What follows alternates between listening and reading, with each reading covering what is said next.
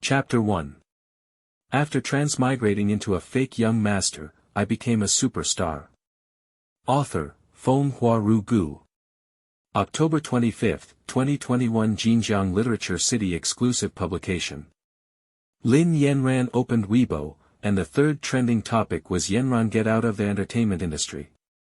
The hottest Weibo post was a screenshot of a forum thread and its top comments, posted by a marketing account. Title, Can Yanran, this good for nothing, please get out of Super Idol? He's completely lowering the show's quality. Main post, the show has aired for 3 episodes, and seeing him just annoys me. It's bad enough his professional skills are poor, but he also intentionally refuses to give Xianihan an A every time. Does he have a grudge against him? I heard he even called a certain popular singer trash on a previous show. With such character, he deserves everyone's hatred. I reasonably suspect that holding back Xianihan's A was to hog the camera and create hype for himself. Get lost. I don't want to see this good for nothing anymore. Washed up celebrity, stop trying to add drama for yourself, okay? If the production team doesn't replace Yanran, it'll lose all respect for you. My heart aches for Henin, trash Yanran. Yanran, get out of the entertainment industry. Yanran, get out of the entertainment industry 1. This complaint clearly resonated with many people. In just a few hours, dozens of marketing accounts had reposted it, and with the added fuel from some show fans and anti-fans, Yanran was directly sent to the trending topics. Lin Yanran scrolled through the comments, pulling down a long section, and the hot comments were all overwhelmingly cursing him. His assistant, Ying, brought over a cup of hot milk. Glancing at the unbearable words on the trending topics, she tenderly took the phone from Lin Yanran's hand. Brother, don't look at these. They're all just anti-fans stirring up trouble. They don't understand you at all. Lin Yanran, on the hospital bed, smiled at the young girl. Don't worry, I'm fine. Looking at that beautiful yet pale face, Ying opened her mouth, hesitating to speak. You suddenly fainted this morning and scared me. The doctor said it was due to lack of rest combined with low blood sugar. Brother, you must remember to eat on time from now on. Ultimately, all Ying wanted to say transformed into a single expression of concern. However, she didn't know that Lin Yanran's "I'm fine" wasn't him being insincere or pretending to be strong. After all, even transmigrating into a book hadn't rattled him, so the online insults meant nothing to him. Lin Yanran lowered his head, took a sip of hot milk, and closed his eyes, beginning to recall what had just happened. He had just finished his graduation ceremony and boarded a plane back to his country. Feeling a bit tired during the return journey, he fell asleep. Who knew that when he woke up again, everything around him had changed? He had transmigrated into a Danmei novel titled The Entire Entertainment Industry Fights Over Me. The setting he understood was that the protagonist of the book, the true young master Xianihan, held the script of a pampered heir from a wealthy family. He was recognized by the wealthy family at 16, became famous throughout the entertainment industry at 22, had a smooth career, and a happy family. Not only did he have the love of his parents, but even various big shots in the industry were madly in love with him, making him a complete winner in life.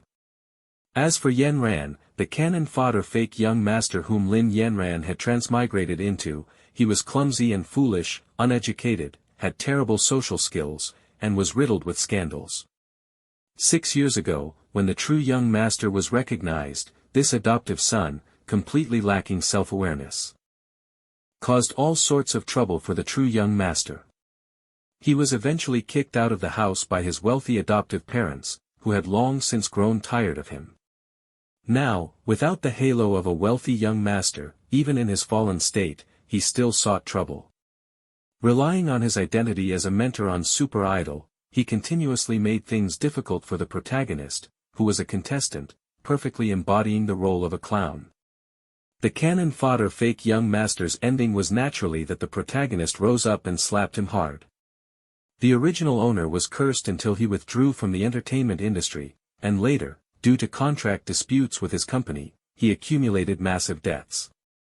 Finally, while moving bricks at a construction site to pay off his debts, he tragically fell to his death, becoming the laughingstock of the entire entertainment industry.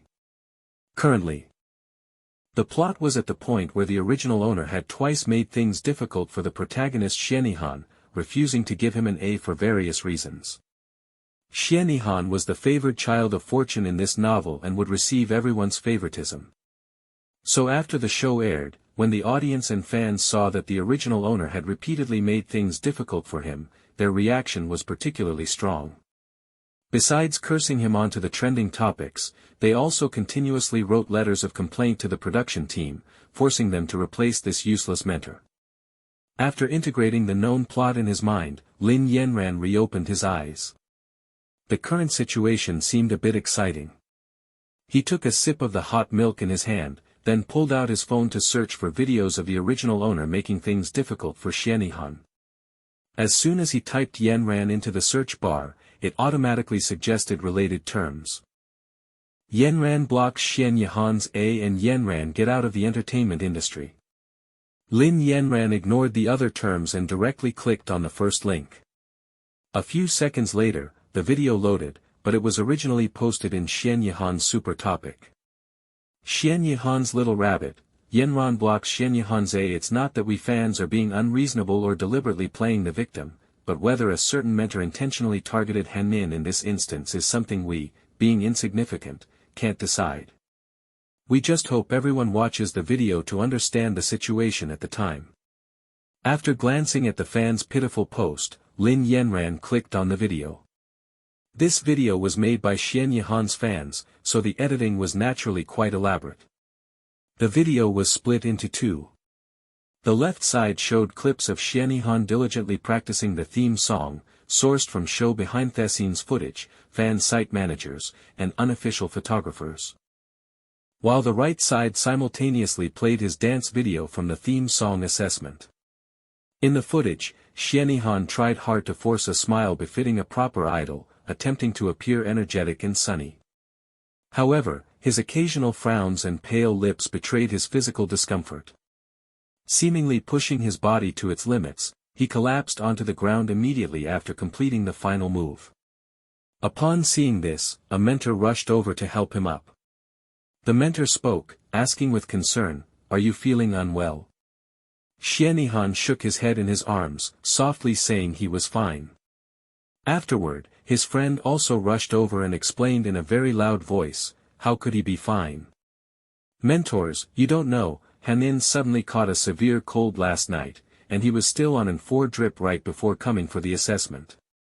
Upon hearing this, several mentors showed concerned expressions and gave him an A grade along with various encouragements.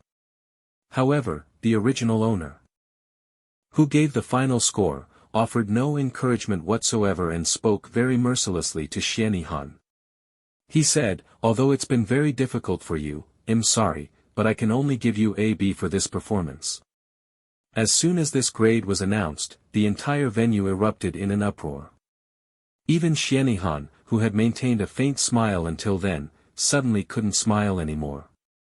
He bowed to the original owner and said thank you, but the close-up shot on his face clearly captured the feelings of grievance and unwillingness in his eyes. Anyone who saw this shot would feel a pang of heartache. The bullet comments on the video, naturally, once again came in a flood. For passers-by who don't understand the scoring rules, let me explain. To get an A for the theme song, all mentors must give an A. If any mentor gives a different grade, the lowest grade will be used for the final assessment. So, because of this Yanran, Xianihan was forced to get a B. Missing out on the A stage for the center position. That's so bizarre. Even when sick, he danced with such power. Just based on that spirit, isn't that enough for an A? Since the mentor is Yanran, it's normal. What an oddball. If your brain isn't working, I suggest donating it. Is Yanran jealous that Hanin is better than him, so he's trying to suppress his popularity? I really don't understand. Brother had such a serious cold and still performed so well, why couldn't he get an A? Lin Yanran's gaze swept over this fan's comment, and the corner of his mouth couldn't help but curl into a smile, tinged with sarcasm. Why couldn't he get an A? This fan's filter for their own idol must be at least 10,000 meters thick. Given Xian Yihan's performance, Lin Yanran felt that giving him a B was already the original owner being lenient. Ordinary audience members usually don't have much contact with professional dance, so they can't see the intricacies. But he had been practicing dance with his mother since childhood, influenced by his mother, a national treasure-level dance master. For so many years, he naturally saw Xian Yihan's problems at a glance. Roughly speaking, Xian Yihan's entire dance indeed didn't have any obvious mistakes, and he even completed it in one go, which was certainly much better than those trainees who couldn't even remember their moves well. But if you looked closely, you would notice that in his entire dance, there were 2 instances where he missed the beat, and his feet didn't quite hit the drum beats. And the power his fans raved about seemed present, but the crucial explosiveness wasn't prominent enough. Especially in several technical moves, his execution was very sloppy, his fundamentals were completely unstable, indicating it was clearly rushed. This kind of rushed attempt to assess and grab in a group spot without having properly practiced the dance might fool the audience, but it couldn't fool Lin Yanran. But a protagonist is a protagonist after all. Normally, some viewers might not buy into it. However, his friend timely jumped out to help him add a motivational scene of hard work, perseverance, and never giving up, which is what audition show audiences love most. Once the emotional card was played, it subtly created a moral bind. In an atmosphere of sympathy and inspiration, Xian Yihan getting an A became a matter of course. And at this moment, the original owner, instead of empathizing with Xian Yihan, coldly gave him a B, which made him appear so unfeeling, as if he was deliberately making things difficult. Watching the original owner being cursed because of this incident, Lin Yanran felt he was truly wrong this time. If he hadn't just given the final result, but had instead promptly explained his reasons for the score and pointed out Xian Yihan's imperfections, then his actions wouldn't have given others cause for criticism, nor would he have been cursed like this. After a rough understanding of this grievance, Lin Yanran looked up and found an unexpected visitor had suddenly arrived in the ward.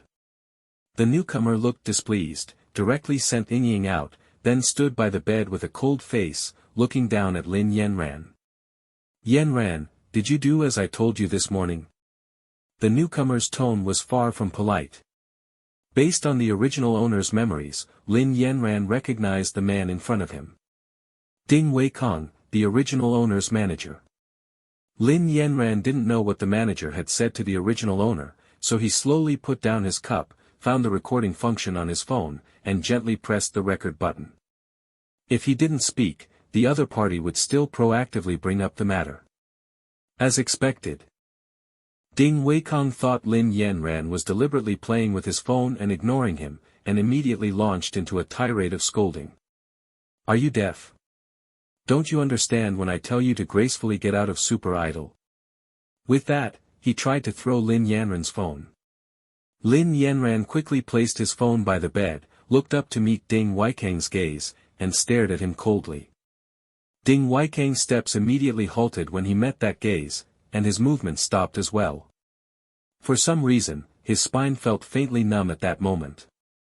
Ding Weikong looked at Lin Yanran in disbelief. The person in front of him still had the same face and the same eyes. Yet, the gaze directed at him was infused with unfamiliarity and sharpness, giving rise to an invisible aura that brooked no proximity. Ding Weikong stared fixedly at Lin Yanran, feeling as if the other party had suddenly become a different person.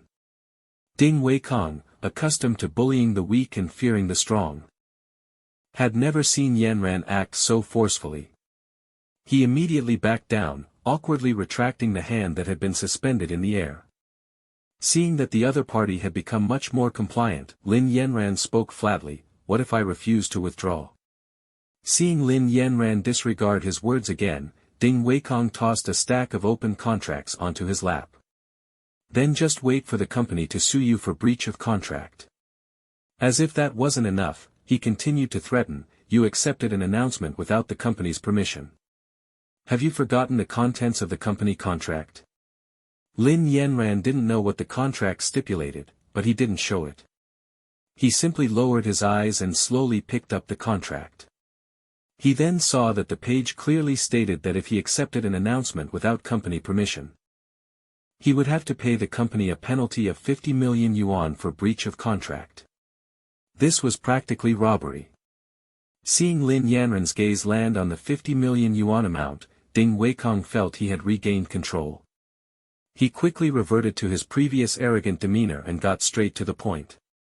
Of course, withdrawing isn't absolutely necessary. You participated in so many episodes before, and the company didn't do anything to you, right? After speaking, he glanced at Lin Yanran.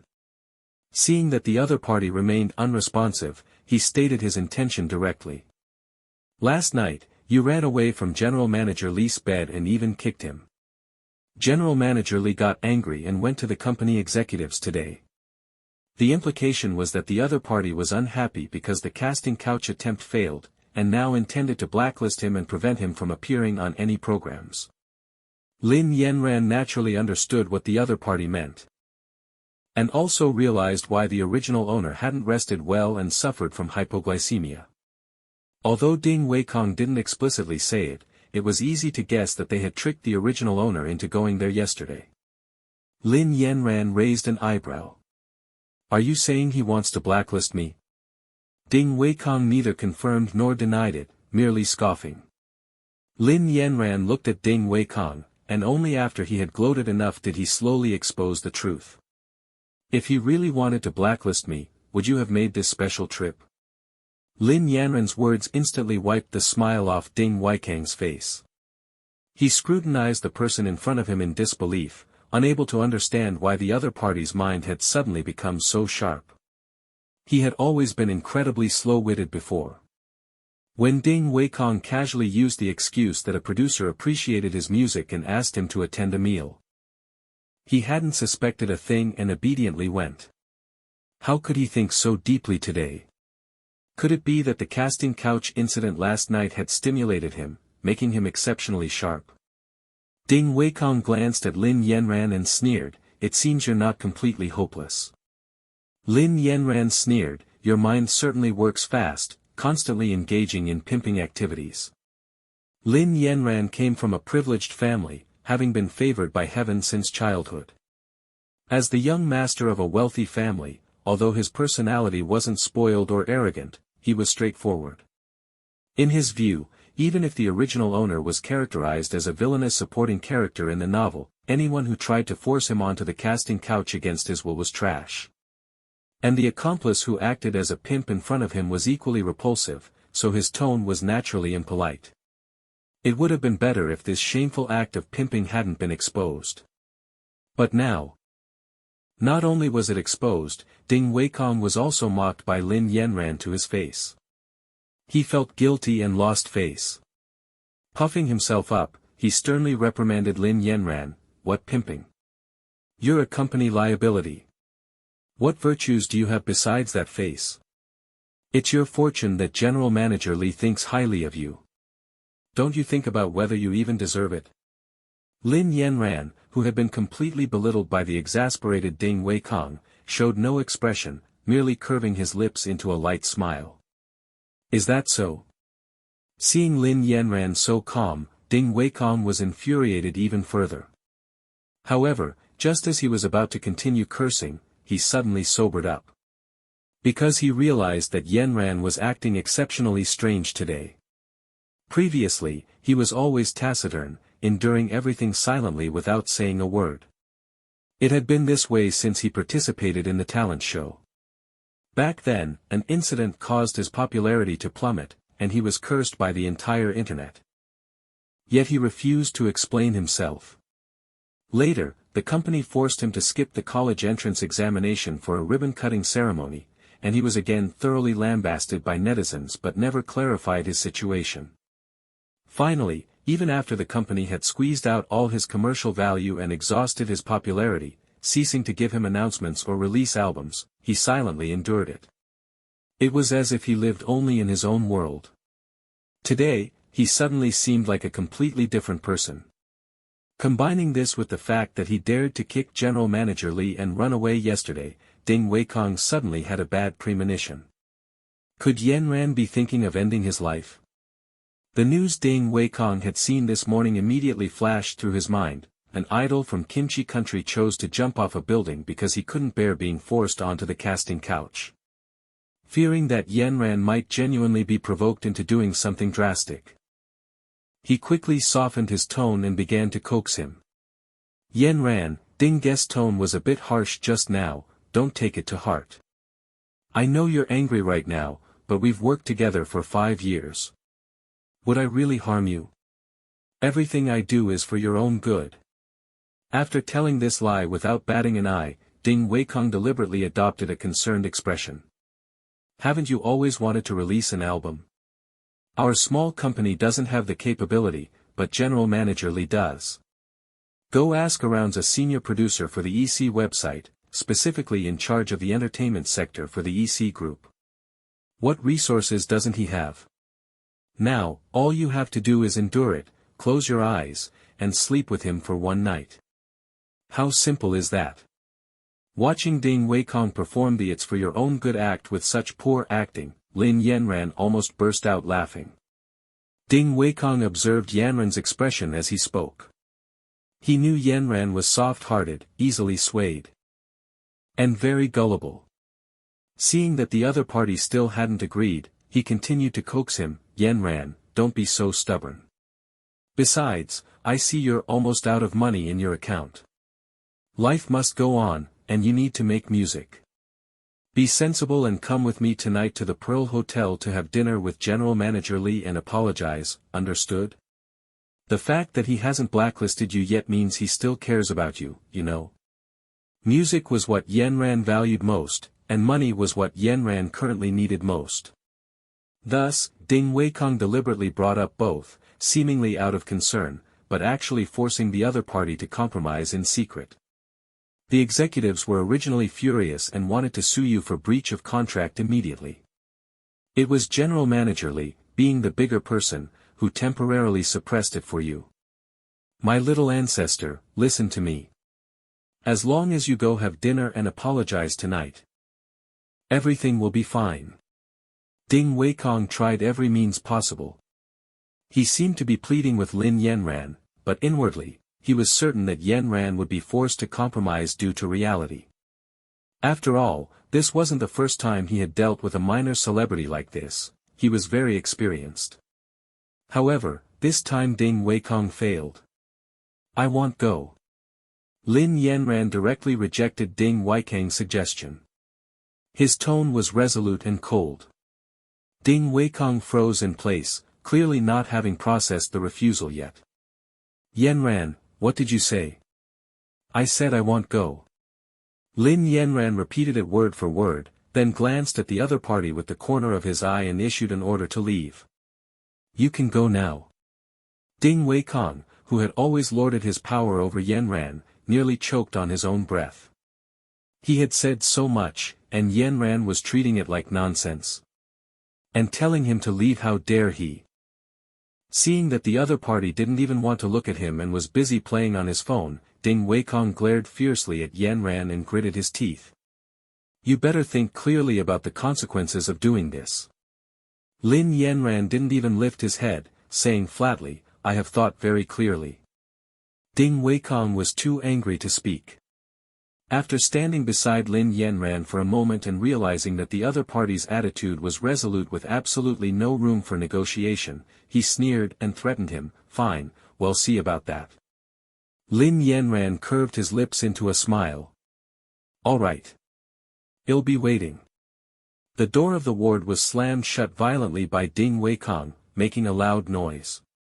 Lin Yanran ignored it, unafraid of his threats, and immediately saved the recording of his conversation with Ding Weikong. Ying only dared to enter after seeing Ding Weikong leave. Seeing how angry he had been, she felt nervous and worried. Brother. Ding Weikong seemed very angry just now. Lin Yanran nodded, unconcerned. It's fine. He gave Ying a reassuring look but didn't mention what exactly had happened. Help me find a computer.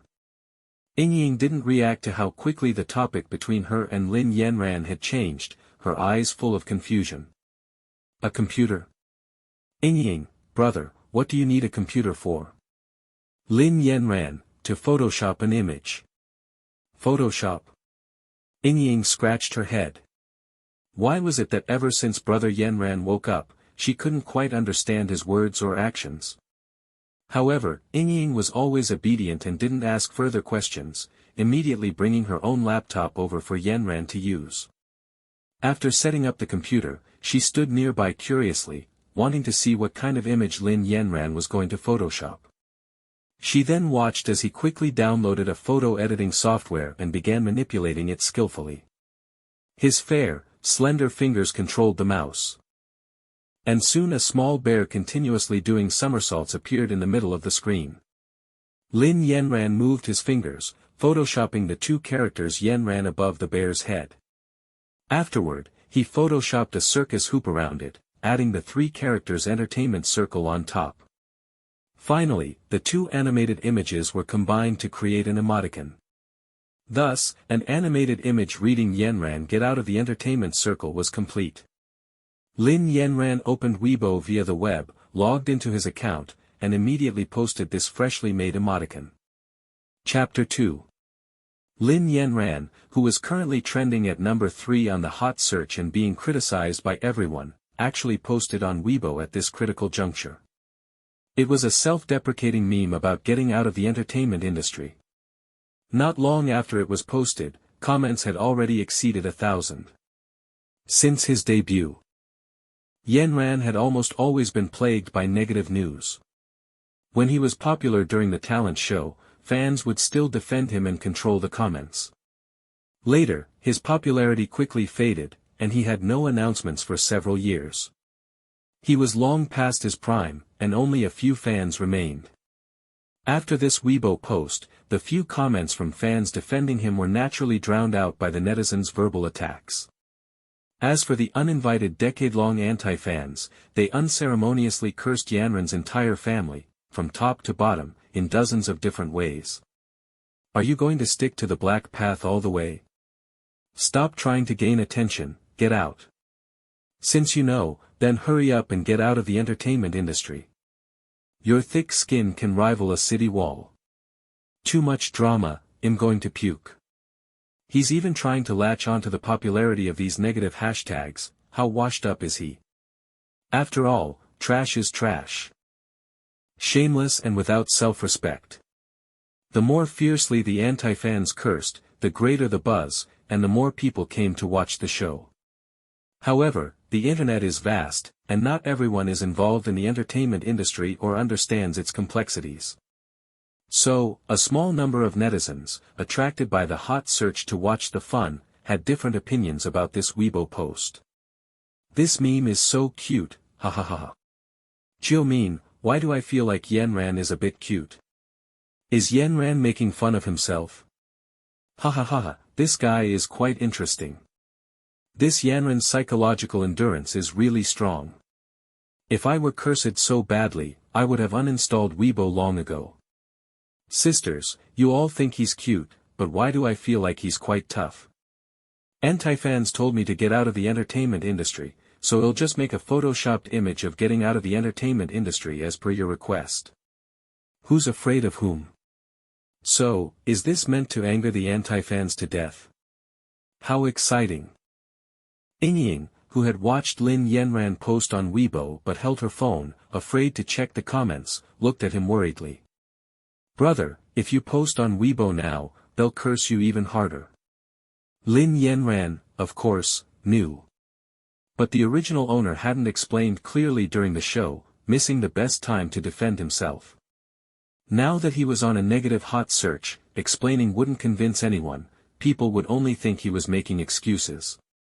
Since that was the case, he didn't need to say too much now. After closing his laptop, Lin Yanran gently rubbed his finger joints, smiled at Ying, and signaled her to relax. It's fine. I'm just going with public opinion and also providing an outlet for everyone to vent. Ying looked at Lin Yanran with a puzzled expression, half understanding, half not. She had originally worried that after such widespread online bullying, he would once again shut himself away and say nothing, as he used to. But seeing his current reaction, he didn't seem to care much about how people cursed him. As Inying thought about it, she suddenly realized that Yanran's mindset this time was much better than she had imagined. When can I be discharged?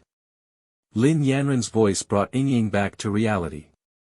The doctor said your foot injury needs another checkup later.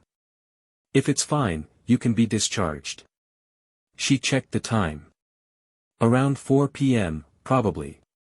Lin Yanran's gaze fell on his foot, and he asked Inying, foot injury? Inying nodded, thinking Lin Yanran had forgotten, and reminded him, yes, didn't the program team say there would be a mentor collaboration stage? You were afraid of performing poorly and dragging down the contestants, so you hired a teacher to teach you some basic dances first. But who knew you'd sprain your right foot right when you started learning? But it should be healed by now, right? It's been a long time. Lin Yanran nodded, tried moving his right foot. And found no pain. After roughly confirming there was no major issue, he reopened the contract Ding Weikong had thrown at him. He had only skimmed it before, he wasn't clear on the specifics of how the original owner's contract with the company was signed. But hearing Ding Weikong threaten him repeatedly with the contract, Lin Yanran knew without a doubt that the contract would be extremely unfair. Lin Yanran quickly finished reading the content. Although he was mentally prepared, it wasn't until this moment that he fully understood how unfair the contract the original owner had signed with the company was. The company gave the original owner a bunch of empty promises, but even if they weren't fulfilled, the company bore no responsibility. However, the original owner had to work like a dog for the company. Not only did 80% of all income go to the company, but all expenses for activities in the industry had to be borne by the original owner. Because the company said it would deduct all these advance payments made for the original owner annually. The most bizarre part was that every announcement the original owner took on required company approval. If the company disagreed, he couldn't accept it. If the original owner accepted it privately, it would be considered a breach of contract, and he would have to compensate the company 50 million yuan. Additionally, within the contract's validity period, if the original owner wanted to terminate the contract early, even by a single day, he would still have to pay the company an astronomical 50 million yuan in liquidated damages. Besides these, there were many other overbearing clauses in the contract. The person who drafted this contract practically had the intention of sucking the original owner dry written all over it. After understanding all this, Lin Yanran finally realized why Ding Weikong could threaten him so brazenly. Just these 3 clauses alone had him completely trapped. He couldn't afford to pay, nor could he terminate the contract. If the company wanted to blacklist him, they could simply do so. Lin Yanran looked at the contract's term, a total of 15 years. There were still 10 years left until the contract expired.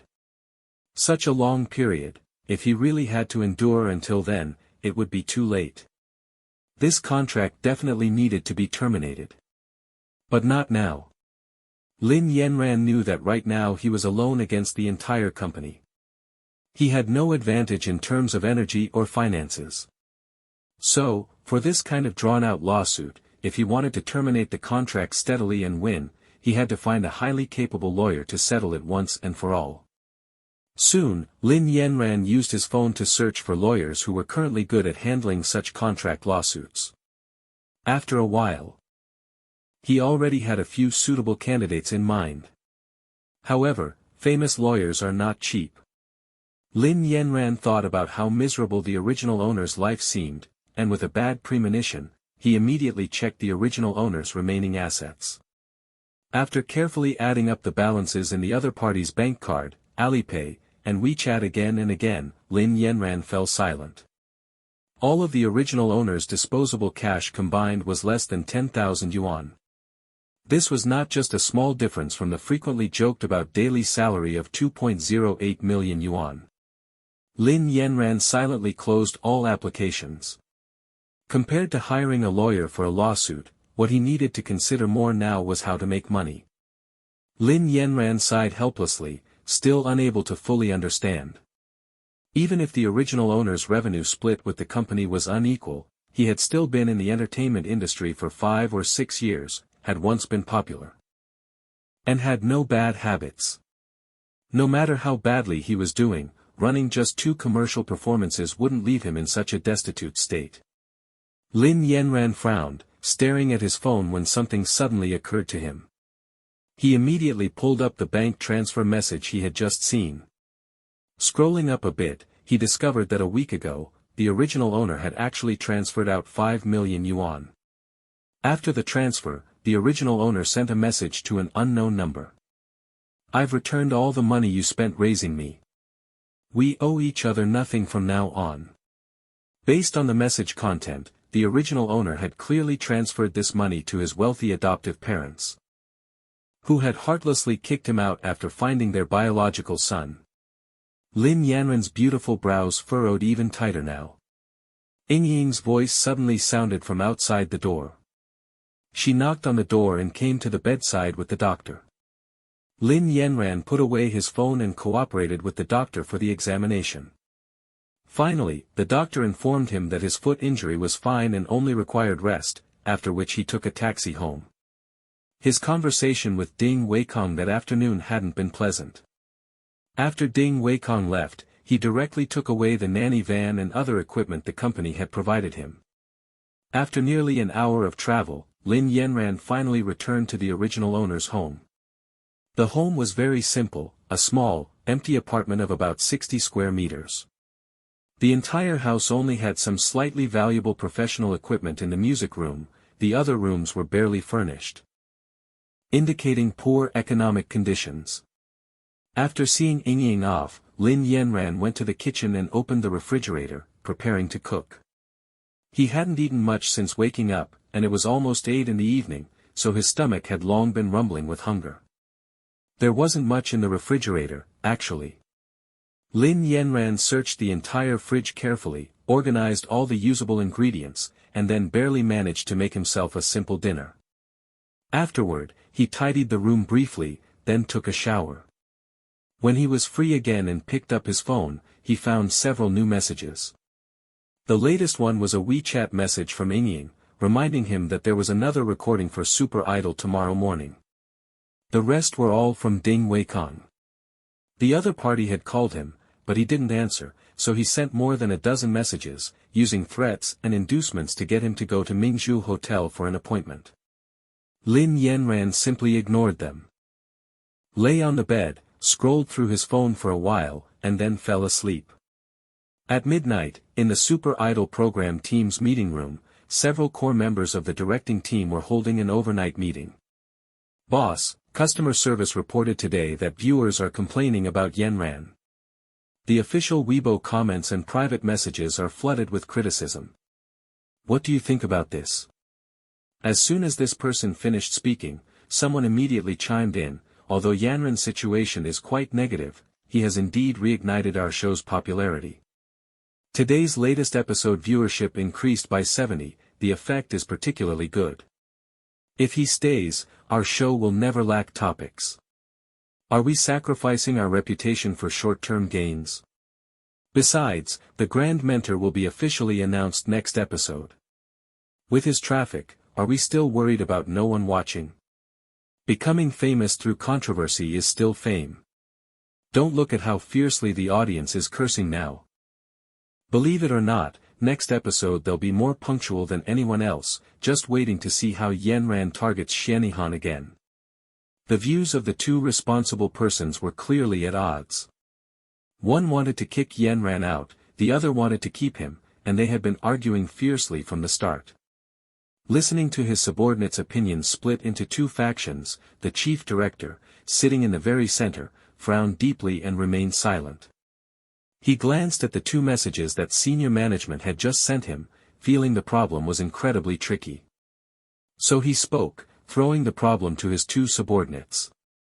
Someone from CE's senior management just reached out, asking to replace Yanran. The first person in charge nodded happily upon hearing that Yanran was to be replaced. "Isn't that great? Just let him go. We'd only have to pay some liquidated damages." The director ignored him and continued. Someone from Xian Corporation also contacted the leadership. They are also very dissatisfied with Yanran's behavior. Xian Corporation is the backing of Xianihan, the protagonist of this book. Although Xianihan has not yet revealed his identity as a young master from a wealthy family, his parents had already made arrangements with the program team. So, internally, the relationship between Xianihan and the Xian family was no longer a secret, only the contestants were unaware. After listening to the director, the person in charge who had previously defended Yanran's side helplessly, seeing Xianihan's parents extend their influence so far, seemingly intent on clearing Yanran, this obstacle, for their son. This Yanran really has offended a lot of people. The other person smiled, isn't that great?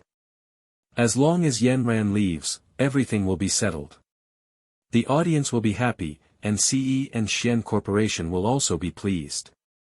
The chief director, however, shook his head in disagreement. He remained silent for a moment, then pointed to his increasingly sparse hair before continuing, but do you know, Yanran was specifically requested by the sponsor daddy? When the director said this, the two people in charge were so surprised they didn't know how to respond. After nearly a minute, someone tentatively asked, "Sponsor, daddy?" "Boss, are you saying Lin?" The director nodded, yes. Looking at the director's increasingly bald head, the two finally understood why the director was so troubled. On one side, there was pressure to replace someone, but this person was a mentor specifically requested by the investor. If they replaced him, wouldn't that be slapping the sponsor daddy in the face? No wonder Director Song, you were so insistent on inviting Yanran, like you were possessed. I finally understand now. But since Yanran has the Lin family as his backing, why didn't anyone remove his hot search today? The director shook his head. The Lin family isn't his backing. He just got incredibly lucky back then, has no connections, and no relationship with the Lin family. The director wanted to elaborate but felt it wasn't the right time to discuss it, so he said, "This matter is a bit complicated and cannot be explained clearly in a short time. Now, how do you think we should handle this?" The few people exchanged glances, and the meeting room fell into an unusual silence. After a long while, someone finally suggested, "How about this? Anyway, a new episode is being recorded tomorrow, so let's temporarily keep Yanran for one more episode and see his performance." Although he has no backing, he was still designated by Lin Corporation back then. "Director, you should first contact the person in charge at Lin Corporation, explain Yanran and the Xian family's situation, and sound them out. If Lin Corporation doesn't intend to protect him at all, then let him go." The director felt a pang of reluctance upon hearing the person in charge's suggestion. However, he couldn't make the final decision in the face of capital, so he temporarily agreed to this delaying tactic. Then let's proceed with that for now. Chapter 3.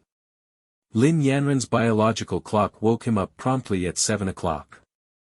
After washing up, he boiled himself a cup of water. When he habitually reached for goji berries in the tea box, Lin Yanran suddenly realized that the original owner's home didn't have any of those things. Habits formed over many years are hard to change. While it was still early, Lin Yanran went to the downstairs supermarket and bought a thermos and some goji berries. As he checked out and saw his WeChat balance decrease by another 150, Lin Yanran, who had never worried about money before, experienced true heartache for the first time. The production team announced an arrival time of 11, so at 9, Lin Yanran and Yingying set off. The large studio where the show was being filmed was built in a relatively remote area with no subway access, so the two could only take a taxi. It was the first time going to a recording without a private car, and Yingying was very worried that Lin Yanran would be laughed at for taking a taxi to work. But along the way, she saw Lin Yanran looking composed and completely at ease. For some reason, Yingying also stopped caring much about it. "Brother, is there really no room for reconciliation between you and the company? Last night, Ding Weikong disbanded your team overnight." As an assistant, Yingying naturally also received a dismissal notice, but she didn't leave immediately like others. Instead, she chose to face the difficulties with Lin Yanran. Lin Yanran's eyes showed a hint of gratitude. He directly told her his plan, in preparing to terminate my contract with the company. They might sue me soon. Ying had actually guessed this already. But hearing Lin Yanran say it so directly still shocked her. Then have you found another company?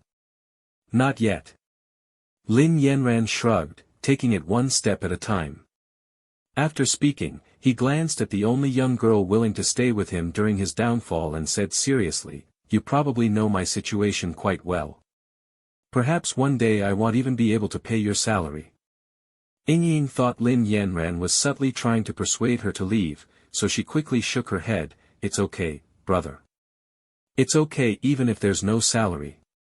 These weren't just polite words, they came from her true heart. She remembered how, when she first joined the company, she knew nothing. One time, she accidentally broke something belonging to Ding Weikong. Ding Weikong was furious then, cursing her in front of the entire team. He not only threatened to fire her but also demanded she pay 100,000 yuan. At that time, desperate and collapsing in the crowd, she was almost driven to jump off a building. But through her tear-filled eyes, it was Yanran who handed her a tissue and helped her resolve the matter. Recalling the scene, Ying's eyes couldn't help but well up again. She looked at Lin Yanran gratefully, her eyes full of determination. "Brother Yanran, back then, only you extended a helping hand to me. Now that you've encountered difficulties, how could I do something so ungrateful?" Lin Yanran didn't know the unspoken truth Ying held. But from her few words, it wasn't hard to guess that the original owner must have helped this girl with the greatest kindness. He smiled and ruffled Ying's hair. "Just teasing you. Well, get through this period. Even if it's just to pay your salary, you'll work hard to earn money." Ying nodded heavily. For some reason, she felt that the natural confidence emanating from the person in front of her was incredibly reliable. The recording location was in the suburbs. Quite a distance away. The friendly taxi driver in the front quickly started chatting with Lin Yanran and Ying. "Are you also going to see that idol survival show? I've driven so many trips these past 2 days. Even in the middle of the night, there are young girls wanting to go. So many people." Lin Yanran asked the driver curiously, "Are they going as audience members?" The driver denied, "No, they can't get in. They say they're scrambling to take exclusive first-hand photos." Lin Yanran didn't used to be involved in fan circles or idol chasing, so he didn't quite understand the jargon. Seeing Lin Yanran's puzzled expression, Ying quietly explained to him, the first 3 episodes were recorded by the production team in a closed setting, without any outsiders allowed in. But starting from this episode, audience voting is required. So the production team allows fan site managers and proxy photographers for each trainee to come on site to take photos and release content. The girls the driver mentioned are probably here to take pictures of them going to and from work to release to fans and maintain their popularity. Seeing how professional Ying was, the driver chatted with her again. That's right. I heard they can become stars after the competition." After speaking, the driver glanced at Lin Yanran in the rearview mirror. "But I think you, young man, are quite handsome, even better looking than those stars. If you just stood there, those girls would probably take a few pictures of you too." Lin Yanran smiled. "None of these girls probably want to see me." The driver thought he was being modest and also laughed. How could that be? A few minutes later, Lin Yanran arrived smoothly at the entrance of the large studio. Through the car window, he saw the girls the driver had mentioned earlier. They were gathered on both sides of the contestants' passage, almost all carrying long guns and short cannons. Lin Yanran scanned the code to pay the fare and got out of the car, feeling a pang of heartache again as he saw his phone balance decrease. If he took taxis back and forth every day, the small balance in his bank card would probably be used up in less than a month. As Lin Yanran was thinking this, someone in the crowd suddenly shouted, "Is that Yanran? Why is he taking a taxi?" At that, everyone's gaze collectively turned to Lin Yanran. So, the fan site managers, and proxy photographers of the 60 trainees on site saw Lin Yanran, who had just gotten out of a taxi, still holding a thermos. Various sounds immediately erupted from the crowd. Damn, it really is Yanran. Doesn't he have a nanny van? He actually takes a taxi to work. I heard he fell out with the company. They probably don't care about him anymore. Fell out with the company and lost his car too. This is too pathetic. After the initial surprise, a quick-thinking fan site manager started snapping photos of Lin Yanran and the taxi. Some bewildered people nearby looked at Xian Yihan's fan site manager doing this and couldn't help but remind her, isn't it a bit inappropriate to take these pictures? The other party ignored them and continued to take photos as she pleased. Seeing the girls looking at him, and some even taking his picture, Lin Yanran smiled and raised his hand to greet everyone. Good afternoon, everyone. Have you found the trainees you wanted to photograph? All the fan site managers. Did Yanran eat something wrong? However, one doesn't hit a smiling person. Since Yanran took the initiative to greet them and was quite friendly, some livelier fan site managers responded politely with a smile, hello. Teacher Yanran. As the fan site manager spoke, her gaze fell upon the thermos with a traditional Chinese landscape painting design in Lin Yanran's hand, and she asked, Teacher Yanran, is that a thermos? The fan site manager's single question successfully drew everyone else's attention to Lin Yanran's thermos. Lin Yanran nodded, even lifting the cup in his hand, and followed her words, yes, it is. It has goji berries steeped in it. The fan site managers couldn't help but laugh after hearing that. Lin Yanran also laughed, goji berries are good for health. He knew very well that none of the fans present today were his own. Out of politeness, after exchanging a few words with everyone, Lin Yanran waved to them all, I'm going in now. After saying that, as if remembering something, he turned back and said to the girls, it's windy here, and the temperature will drop later. Remember to add more clothes. Upon hearing this, the various fan site managers froze in place again. Everyone looked at each other. Clearly, being suddenly cared for by someone they didn't particularly like felt very strange. However, not liking someone didn't equate to hating them, especially since their own idols had no feud with Yanran. So, the vast majority of people waved goodbye as Lin Yanran left. But soon, someone in the crowd shouted mockingly at Lin Yanran's retreating back.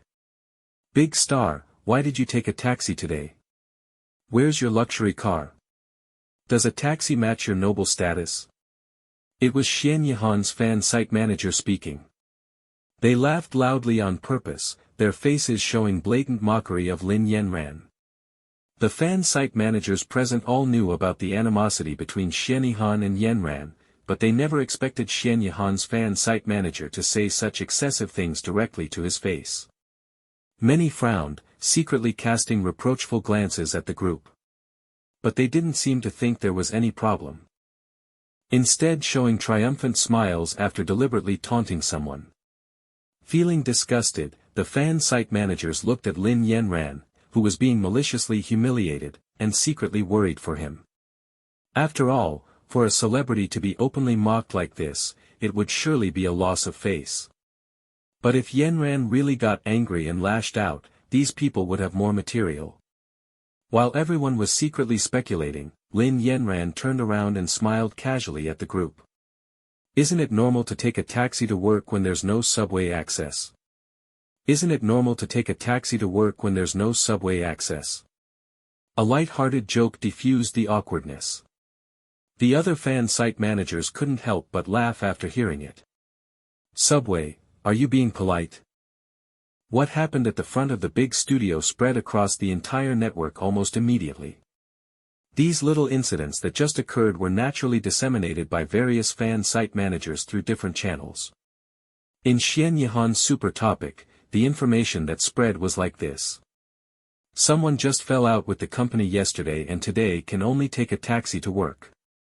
Who wouldn't say it's pitiful? Just desserts. Can't afford a nanny van. So poor for a star. Suddenly thought how sour that pauper was before. Could it be jealousy of our Hanin young master? We are human flowers of wealth, how can a sour chicken compare? Xian Yihan's fans privately called him young master, and human flower of wealth. Although he considered himself to be extremely low-key, deliberately concealing his identity on the show, his sharp-eyed fans had long since exposed all the earrings, necklaces, and bracelets he occasionally revealed, which were worth at least 6 to 7 figures. Thus, the star was wealthy, and the fans were ecstatic. The fans of the wealthy young master naturally looked down even more on Lin Yanran, who took a taxi to work, mocking his humble situation to no end. Meanwhile, the general impression of Lin Yanran elsewhere was, why isn't he wearing makeup? Is that his bare face? So handsome. What is that in his hand? Is it a thermos? Help, he's only 22, right? Why is he carrying a thermos like my grandpa? Is this brother complaining that the show's location is too remote?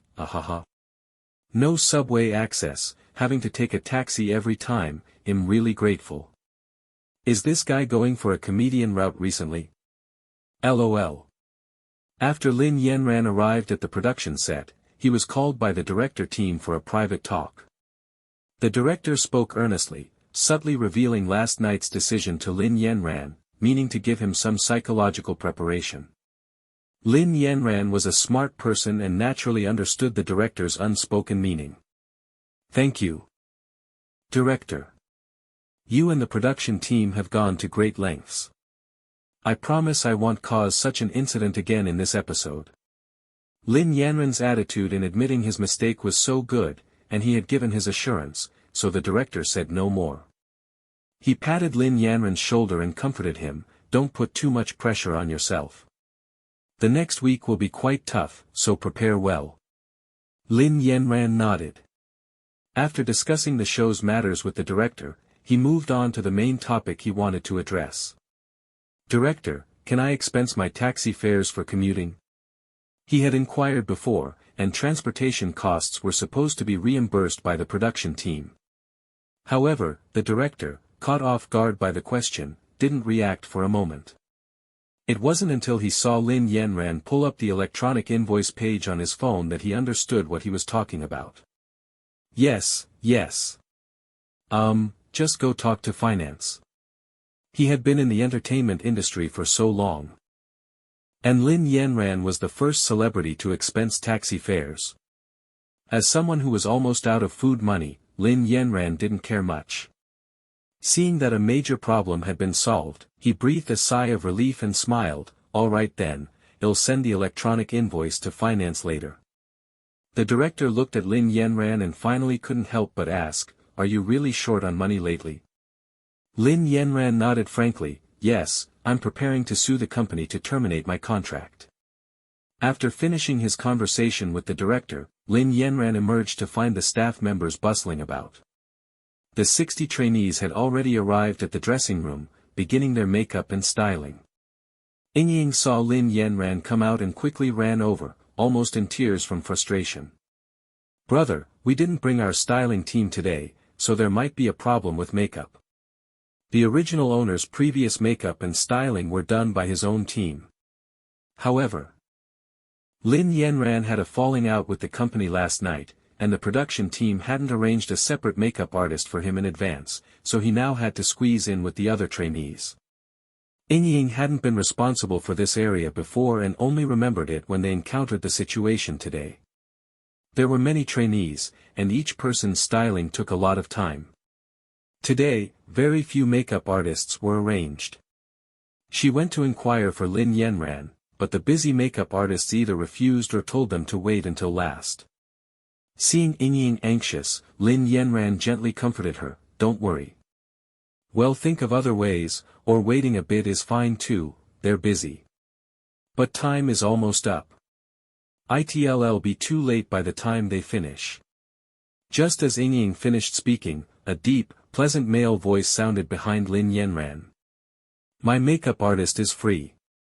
If you don't mind, I can have them do your makeup. Lin Yanran turned around at the sound. And the first thing he saw was a pair of beautiful peach blossom eyes. Chapter 4. The man was about 10 centimeters taller than Lin Yanran, with a narrow waist, long legs, and a handsome, imposing build. His features were delicate and well-defined.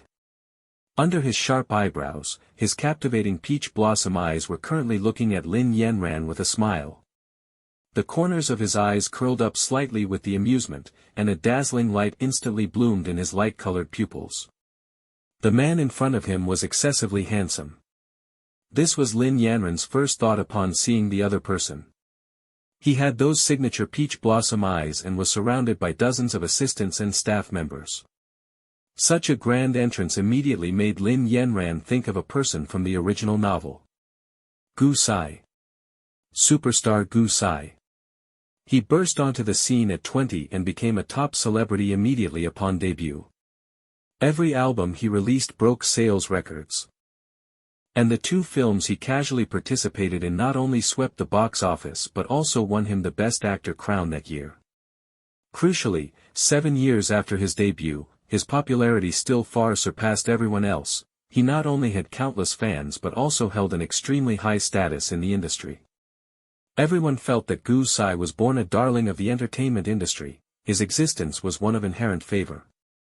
A character with such powerful credentials should, logically, have also developed a romantic relationship with the protagonist show.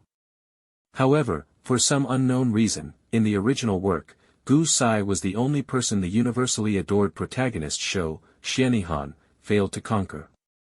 Perhaps because he was now standing opposite Xianihan. Lin Yanran naturally developed a favorable impression of the man who had rejected Xianihan. Lin Yanran met those beautiful eyes and gave Gu Sai a grateful smile. Thank you. I'll trouble the makeup artist then. Lin Yanran's attitude was humble yet neither servile nor overbearing. Gu Sai nodded slightly toward Lin Yanran, seemingly accepting the thanks. It was nothing. After the brief conversation, Gu Sai was escorted away by the staff members. Once Gu Sai's figure completely disappeared, Ying, who was behind Lin Yanran, finally couldn't help but cover her mouth and squeal. Seeing the young girl shaking with excitement, Lin Yanran quickly pulled Ying into his lounge. Since no one else was there, Ying finally let loose and excitedly jumped up and down several times. Gu. The one who just helped us was Gu. Gu. Lin Yanran, of course, knew what Ying wanted to say, but he deliberately pretended not to understand. What ku? There are no pigeons in the room. Seeing that Lin Yanran was teasing her, the extremely excited Ying immediately corrected her slip of the tongue. It's Gu Sai. The young girl cupped her cheeks and sighed happily. I never thought I'd see the real Gu Sai in my lifetime. And he was less than 2 meters away. He's truly so nice, willing to help us. It turns out everyone saying he's a good person is true.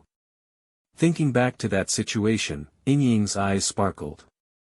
Ah, his makeup artist is coming soon to do your makeup, brother Yanran.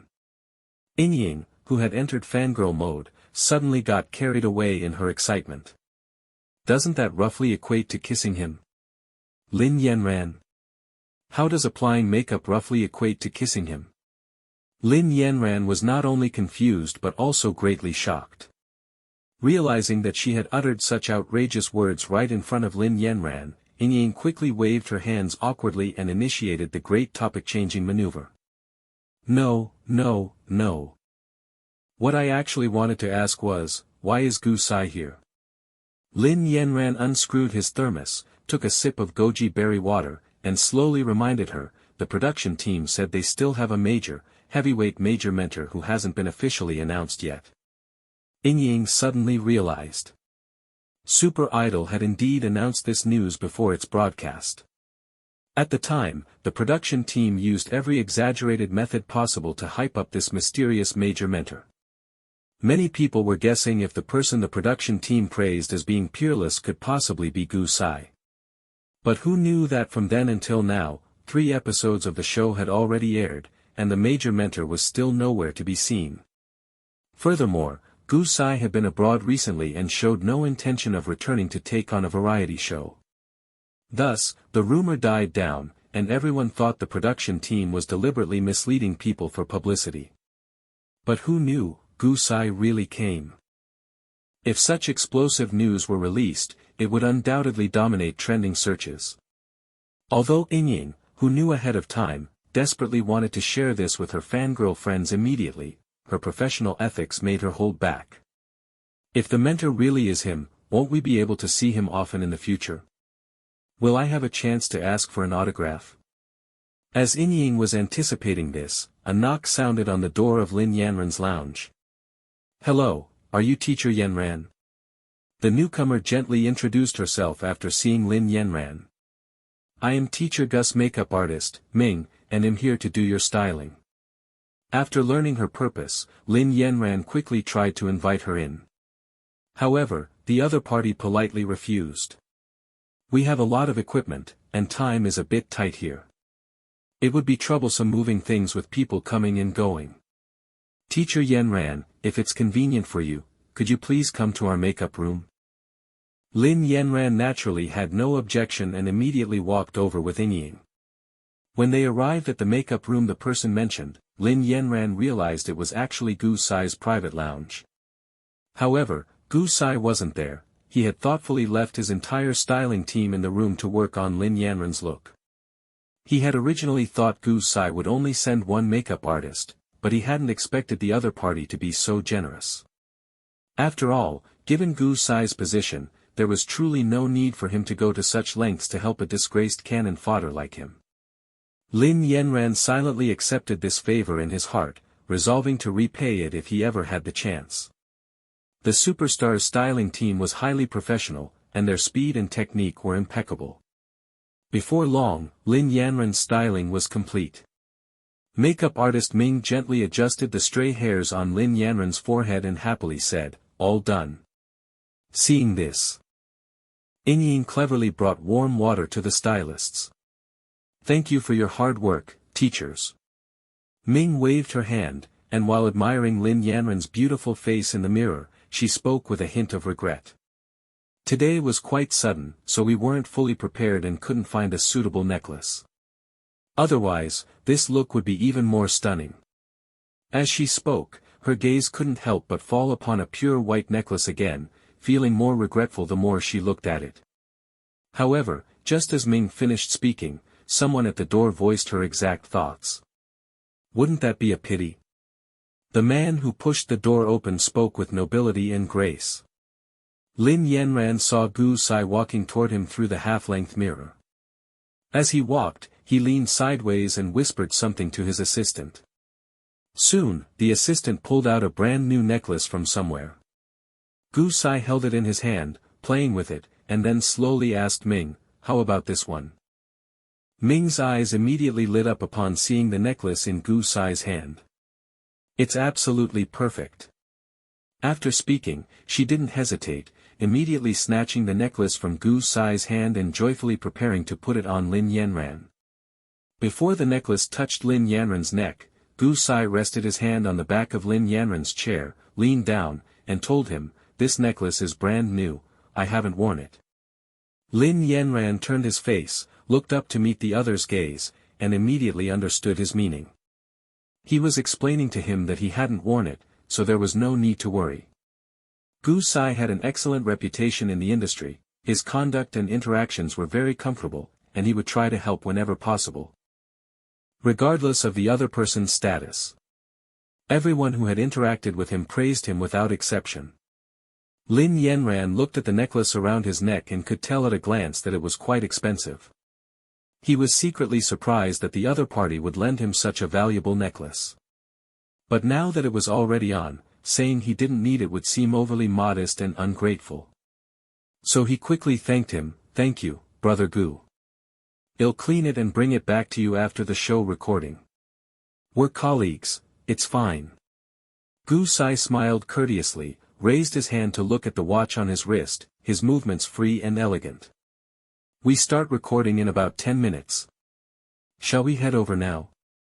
Stared at by those affectionate and bright peach blossom eyes, Lin Yanran felt a bit awkward, so he nodded and agreed, okay. He stood up and followed behind Gu Sai toward the recording hall. Looking at the back of the stranger who had shown him such kindness. Lin Yanran reached up and gently touched the necklace resting on his collarbone. It seemed to still retain the warmth from the other person's palm. Faint, yet very comforting. However, Lin Yanran and Gu Sai did not walk far together, because as soon as they left the lounge and reached the hall, he saw a full row of cameras and a dense crowd of staff members. Lin Yanran naturally knew that these cameras weren't there to film him, so after saying goodbye to Gu Sai, he tactfully left first. As soon as Lin Yanran left, Gu Sai's manager, Zhong Xiao, immediately darted to his side and whispered in his ear. I heard you just lent your entire styling team to Yanran. Gu Sai responded with an unruffled and strode forward without even lifting his eyelids. Zhong Xiao quickly followed, whispering, but Yanran's reputation hasn't been great lately. This time, Gu Sai stopped walking. He lifted his eyelids, glanced at Zhong Xiao, and chuckled softly. How is that my concern? As Gu Sai spoke, a staff member approached and enthusiastically handed him today's schedule. Gu Sai took it, looked down, and said to Zhong Xiao, helping him won't hurt anything. Zhong Xiao was speechless. Although he couldn't help but grumble internally, the remark itself didn't seem wrong. Other people might have reservations. But Gu Sai was different, he had thick skin and was completely fearless. Let things be whatever they may be. Just before the show started, the trainees entered the studio hall first, taking their seats in the A, B, C, D, and F zones according to their previous ranking order. Facing the cameras directly again after several days, the trainees seemed quite excited and began guessing what new schedule the production team would arrange today. As the floor manager clapped the countdown slate, all the lights in the hall dimmed, and then a spotlight shone next to the stage. The program host, dressed in a blue suit, raised his microphone and smiled at all the trainees. Hello, trainees, and welcome back to our main stage. A new episode means a new journey, so before we dive into this episode's theme assessment, let's give a warm round of applause for our mentors to make their entrance. Before he finished speaking, continuous cheers from the trainees already echoed through the performance hall. Woohoo Hanja, Hanja. Tang Tang, my goddess. Pei Luo, I love you. Amidst the enthusiastic screams of the trainees, the host announced the name of the first mentor. First, let's welcome the versatile goddess, Tang Tang. The lights brightened again, and Tang Tang, with cute twin ponytails and idol makeup, appeared in the center of the stage. She sweetly waved to the trainees, revealing a beautiful smile. Long time no see, everyone. Tang Tang is a new generation singer who has exploded in popularity in recent years. Both in popularity and strength. She far surpasses her peers. Despite her soft and cute appearance, she possesses immense explosive power and exceptional vocal skills, making her a true representative of a powerful singer. After Tang Tang, the host introduced the next mentor to appear, Hanja. One of the hottest rapper-singers in the country in recent years, known for his sharp lyrics and intricate flow. Rap music is relatively niche, so Hanja's popularity isn't top-tier among the mentors. However, his strength is exceptional. Anyone who has even a slight understanding of rap holds him in great respect. Most people inherently have a gene for admiring strength, and trainees are no exception. Therefore, they naturally admire such an extraordinarily powerful rapper. Hanja, dressed in casual denim and ripped jeans, didn't speak after his appearance. He gave a cool salute gesture to the trainees below the stage, and instantly their cheers became exceptionally fervent. The third mentor to appear was Pei Luo, the top of the highly popular idol group CC's, who excels at both singing and dancing. He is also one of the protagonists Shou Xianyihan's dog-like gongs in the novel, who protected Xianyihan throughout the Super Idol competition and ultimately helped him debut in the position. Pei Luo, a Super Idol who also came from being a trainee, was naturally the most envied and desired existence for every trainee below the stage vying for a debut spot. Watching their senior shine brightly on stage, each of them generously gave him their screams and applause. However, the trainees were unaware that Pei Luo, who claimed to be their senior, only had one person in his eyes from beginning to end. Pei Luo scanned the trainees, and after finding Xian Yihan's position, his gaze remained fixed on Zone B. Meeting Xian Yihan's eyes, Pei Luo subtly brushed his fingers across his lips in a feigned casual flying kiss gesture while performing his signature cool move, then meaningfully said, "The position belongs to you, good luck." While Pei Luo was secretly professing his love to Xian Yihan on stage, Lin Yanran stood by the side of the stage. It was his turn to appear next. The appearances of the previous mentors were each more enthusiastic than the last, especially when Pei Luo deliberately cued the position, which was the most anticipated by all trainees. At this moment, the cheers from below the stage were overwhelming, making his ears ache slightly.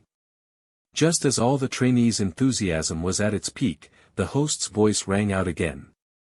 "Next, let's welcome our final mentor. Yanran." When the host uttered the name Yanran, the cheers in the venue significantly diminished. Compared to the lively scene when the previous mentors appeared, with trainees jumping, waving, cheering, and rejoicing, when it was Yanran's turn, everyone's reaction was noticeably much colder. The camera swept across the contestant area. And almost all the trainees chose to sit quietly in their seats. They turned their heads, clapped softly, and wore emotionless professional smiles. Occasionally, they would utter exclamations like wow or whoa to create an atmosphere for Lin Yanran, but it all seemed exceptionally forced, as if the word perfunctory was written on their faces. Few present had the acting skills of actors. It was clear at a glance whether their reactions were genuine or merely perfunctory for the cameras. In reality, most of the trainees present had no quarrel with Lin Yanran, but after witnessing what happened between him and Xian Yihan in the first 2 episodes, many were somewhat afraid, worried that they might be the next unlucky ones to encounter such a mentor. Furthermore, Yanran's professional ability was not on the same level as the previous mentors. In fact, his singing and dancing might even be inferior to many of the trainees present. So, for him to be a mentor and score everyone, very few trainees genuinely respected him from the bottom of their hearts. As the curtain drew open, Lin Yanran took in the reactions from below the stage. He had actually anticipated this scene, so he felt no surprise or discomfort.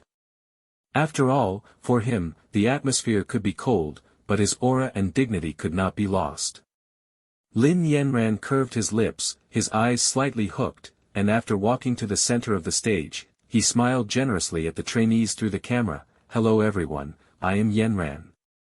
However, Lin Yanran's brief sentence stunned the entire audience, and everyone's gaze was drawn to him simultaneously. Black jeans highlighted Lin Yanran's long legs, paired with a black patterned textured shirt on his upper body. The all-black ensemble exuded mystery and sophistication.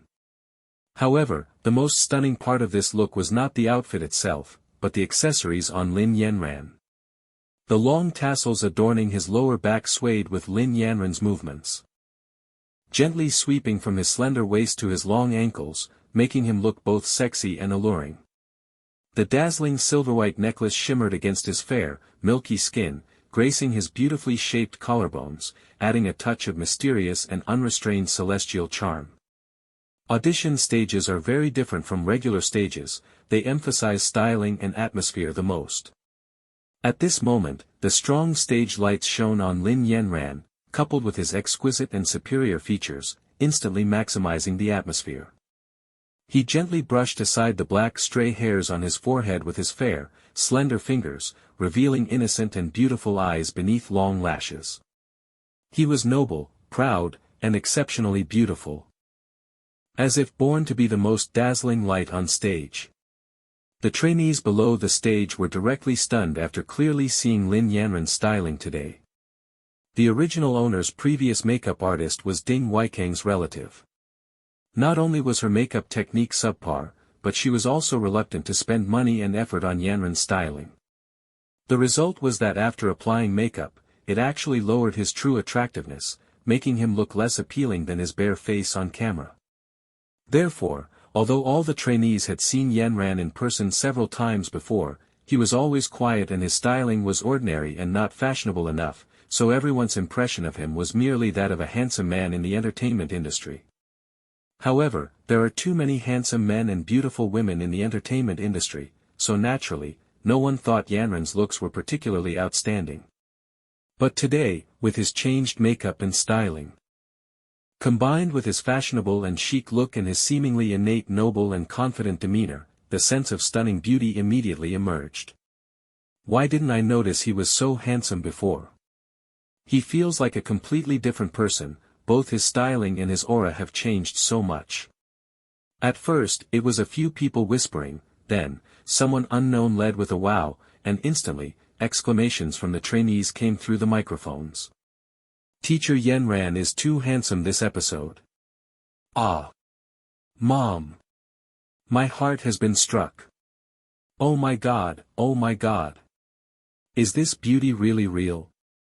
Is this the legendary beauty critical hit? Wow! Wow! Wow! One trainee even stood up excitedly, "Teacher, is your beauty today here to perform a dimensionality reduction attack on us?" The more lively trainees immediately burst into laughter and echoed, "Protest, protest, Teacher Yanran, you're putting too much pressure on us." Yeah. It's another day of feeling inferior because of looks tat. Good thing I put on makeup today tat, otherwise the contrast would be even more tragic. The initial cold reception when Lin Yanran appeared was real, but the overwhelming shock after being hit by his beauty was also real. Many trainees were completely immersed in Lin Yanran's beauty critical hit and couldn't calm down for a long time. However, amidst the lively scene, one area remained unusually quiet. Xianihan, sitting in Zone B, remained silent, his eyes fixed intently on the necklace around Lin Yanran's neck. Fong Su, the second dog-like follower who was always by his side, immediately noticed his abnormality. Seeing the camera sweep over, he immediately gently poked Xianihan's wrist. "What's wrong, Hanin?" Xianihan deliberately showed a smile that suggested nothing was wrong. But the more he smiled like that, the more Fong Su felt something was amiss, so he quickly pressed, "What exactly is wrong? Why are you staring at him?" The him in Fong Su's words naturally referred to Lin Yanran. Being continuously questioned by his teammate, Xianihan then subtly said, "Don't you think Teacher Yanran's necklace looks a bit familiar?" Prompted by Xianihan, Fong Su specifically looked at the necklace Lin Yanran was wearing. "It does look a bit familiar." After watching for a while, Fong Su seemed to finally remember something and looked at Xianihan. "I remember you used to wear a similar one, it's quite alike." Xianihan nodded, but then seemingly casually corrected him, "It's not quite alike, it's the exact same style. That was a birthday gift from my mom, a global limited edition." Under Fong Su's surprised gaze, Xianihan lowered his head and murmured, his expression a little sad. "But I accidentally lost it today and haven't found it." His voice was quite soft, but it was just loud enough for Fong Su beside him to hear. Chapter 5. To some extent. Appearance also counts as a form of strength, and the trainees' exclamations at this moment were naturally an acknowledgement of Lin Yanran's visual appeal. After a brief interaction with the trainees, he walked toward the commentary panel. Seeing him approach, Tang Tang immediately stood up with great energy and waved, signaling him to walk toward her. When Hanja saw Lin Yanran, although his expression remained neutral, he nodded at him as a form of greeting. Only Pei Luo, who was sitting in the very center, deliberately ducked his head when he saw Lin Yanran approaching, pretending not to see him, looking completely unwilling to acknowledge him. Ignoring him so obviously did he expect Lin Yanran to eagerly fawn over someone who gave him the cold shoulder. Lin Yanran suppressed the urge to roll his eyes and walked straight past Pei Luo without even sparing him a glance. The mentors' seats on the commentary panel were grouped in pairs. And Lin Yanran's spot was next to Tang Tang. As soon as he sat down, Tang Tang leaned over and looked at his face with a smile. "Yanran, you look so handsome today. Remember to take a photo with me after the show. I want to post it to show my fans. As she spoke, Tang Tang's twin pigtails swayed, and combined with her slightly exaggerated tone, she looked very playful and cute. Lin Yanran smiled and nodded at her, no problem. Tang Tang's expression seemed a bit exaggerated, but Lin Yanran knew she wasn't just flattering him. This was because she was the only mentor in the program production team who had added him on WeChat, doing so in the first episode, and she had always treated Yanran equally. After arranging the photo, Tang Tang gave Lin Yanran a thumbs up and added, "Tell your team to keep doing this in the future, it's guaranteed to attract fans like crazy." Tang Tang had a straightforward personality and always spoke her mind. However, Lin Yanran couldn't tell her that maintaining this high standard next time would likely be very difficult. After all, that was Gu Sai's private team, not the show's makeup artist. While Lin Yanran was contemplating this, the host's voice suddenly rang out across the venue. "The mentors are in position. All trainees, what about you?" The host walked to the edge of the stage and continued to press, "Are you ready?" The previously noisy studio suddenly quieted down. The trainees quickly straightened up and answered in unison, "We are ready." Their voices were extremely loud. "Since you are ready, then the next segment." The host raised an eyebrow slightly, deliberately building suspense. Seeing him tease them, the trainees below the stage started complaining. What are we doing in the next segment?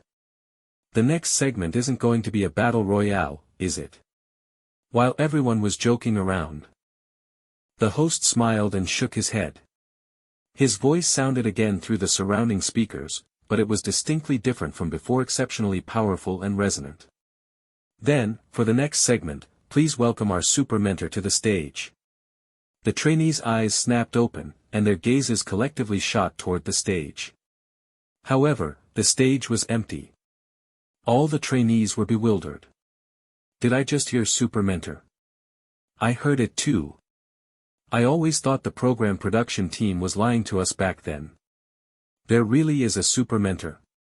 So who is the super mentor? I'm so excited. Ah, this is thrilling. Please, let me see the super mentor in person." The mischievous host deliberately withheld the super mentor's name, leaving the trainees anxious and clapping frantically. But the more anxious the trainees became, the more the program production team deliberately drew out the suspense.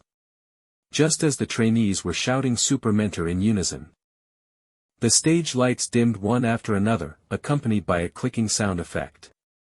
Then, with a snap, a spotlight shone diagonally onto the center of the stage. A lift slowly ascended, and a tall, straight figure appeared before everyone. The trainees gasped, watching the stage without blinking.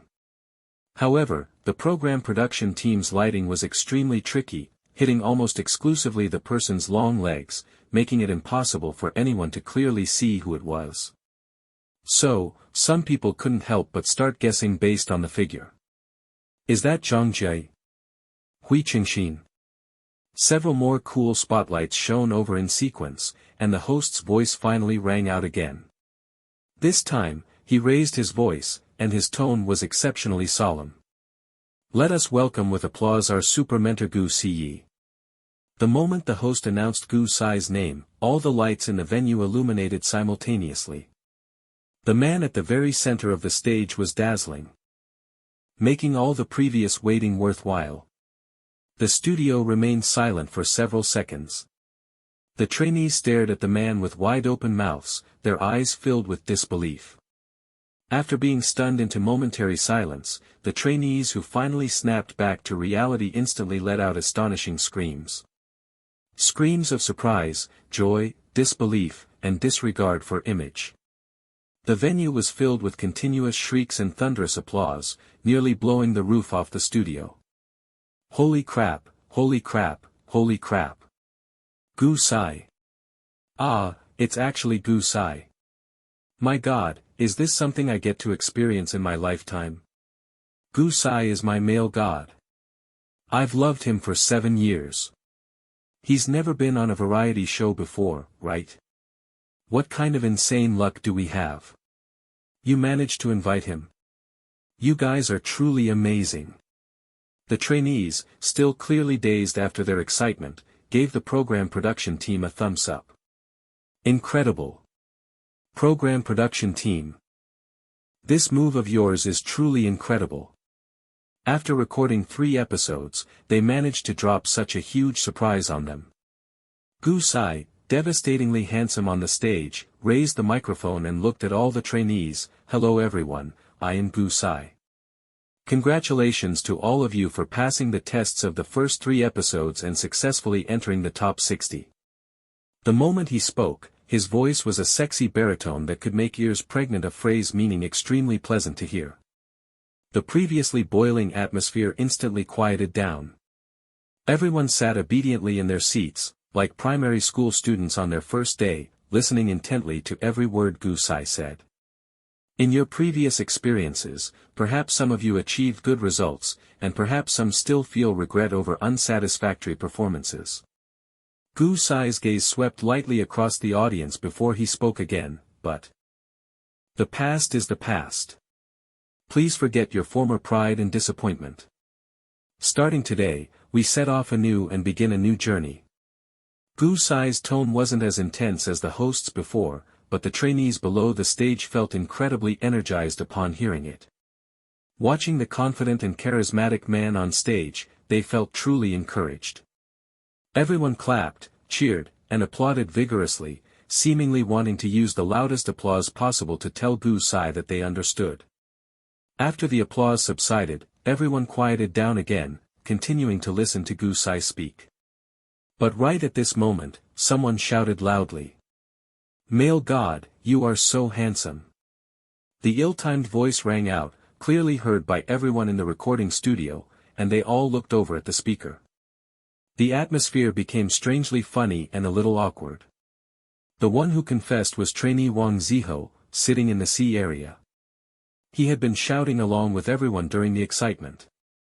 And his voice wasn't particularly loud. But his luck seemed poor. Just as he shouted that sentence, everyone else happened to have closed their mouths. Thus, in the quiet studio, he became the unfortunate focus. Gu-sai's gaze followed the sound toward that trainee. The person who had been frantically confessing immediately backed down when meeting Gu-sai's eyes, quickly lowering his head in embarrassment. Seeing this, Gu-sai chuckled softly and responded to the trainee in a relaxed tone. Thank you. That single sentence gently dissolved the awkwardness in the room. The trainee who had been addressed silently sighed in relief, thanking his male god for helping him. But he didn't expect that after saying thank you, Gu-sai immediately added another sentence. But compared to teacher Yenran, I'm still a bit lacking. Lin Yenran, who had been sitting in the mentor's seat smiling and watching everything unfold on stage, was suddenly called out and felt completely bewildered. He was even more taken aback when he realized that the cameras, which had been uniformly focused on Gu-sai, had now turned toward him. He and Gu-sai made eye contact. Seeing that the other man was smiling quite happily, he also gently curved his lips, shrugged at the camera, and put on an innocent expression. Lin Yenran, this really has nothing to do with me. Seeing Lin Yanran's expression, the audience below the stage inexplicably found it funny and cute. The trainees, who had been struggling to hold back their laughter because of Gu-sai's half-joking remark, couldn't resist any longer. Laughing, they picked up the cue Gu-sai had thrown out and immediately shouted, Teacher Yenran, you are so handsome. The atmosphere livened up again, the venue was bustling, and the mood was excellent. Gu-sai was clearly skilled at controlling the stage. Once this little interlude passed, he slowly reined in his smile, looked at everyone seriously, and his tone was no longer as light-hearted as before. Starting today, your voting channels will officially open. The audience will cast votes for their ideal center based on your upcoming performances. Therefore, the subsequent assessments will be stricter and more ruthless. As soon as Gu-sai finished that sentence, the trainees who had just been laughing realized the severity of the upcoming competition. They all sat up straight, their expressions more serious than ever before. "Gu-sai, do you have confidence?" "Yes." This time, their answer was louder than ever before. Gu-sai nodded, seemingly satisfied. "Very good. Now, I will announce the rules for the new round of competition. Starting this episode, the competition will adopt a mentor battle format. Mentors will form a new team with the trainees, and mentors will fully participate in the trainees' stage performances going forward." After hearing the rules, the trainees below the stage were happier than the last, all looking intently at their favorite mentors, eager to collaborate with them immediately. Gu-sai narrowed his eyes, and after observing the trainees' reactions, his lips curled into a smile. Lin Yanran noticed the subtle change in Gu-sai's expression and immediately understood that the competition format was definitely not as simple as everyone imagined. Sure enough, Gu-sai spoke again, deliberately asking the trainees, "It seems everyone is looking forward to this." The trainees, completely oblivious to the danger, immediately agreed, "Yes." Lin Yanran couldn't help but laugh as he watched the trainees' utterly innocent reactions. Gu-sai clearly knew there was a trap ahead yet deliberately teased the trainees like this. Lin Yanran couldn't help but think Gu-sai resembled a cunning old fox. However, just as he was laughing heartily, he felt another sharp gaze fall upon him. Lin Yanran looked up and saw that Gu-sai, who had been interacting with the trainees, had somehow turned his gaze to look at him. A hint of amusement entered his peach blossom eyes. For some reason, Lin Yanran felt he could understand what the other man wanted to say. Gu-sai, snickering. Lin Yanran, caught red-handed, shrugged, "No, I wouldn't dare." The interaction between the two lasted less than 2 seconds, so fast that almost no one noticed. Gu-sai picked up the microphone again as if nothing had happened and read out the remaining rules. "But please note, each mentor's team will only have 15 members. Hearing this, many trainees stopped smiling. But they hadn't realized yet that the subsequent rules would be even more ruthless. Mentors and trainees will operate under a mutual selection system. In the first phase, trainees will choose first. Each person can only select one mentor, and the choice cannot be changed. In this phase, there is no limit to the number of trainees under each mentor.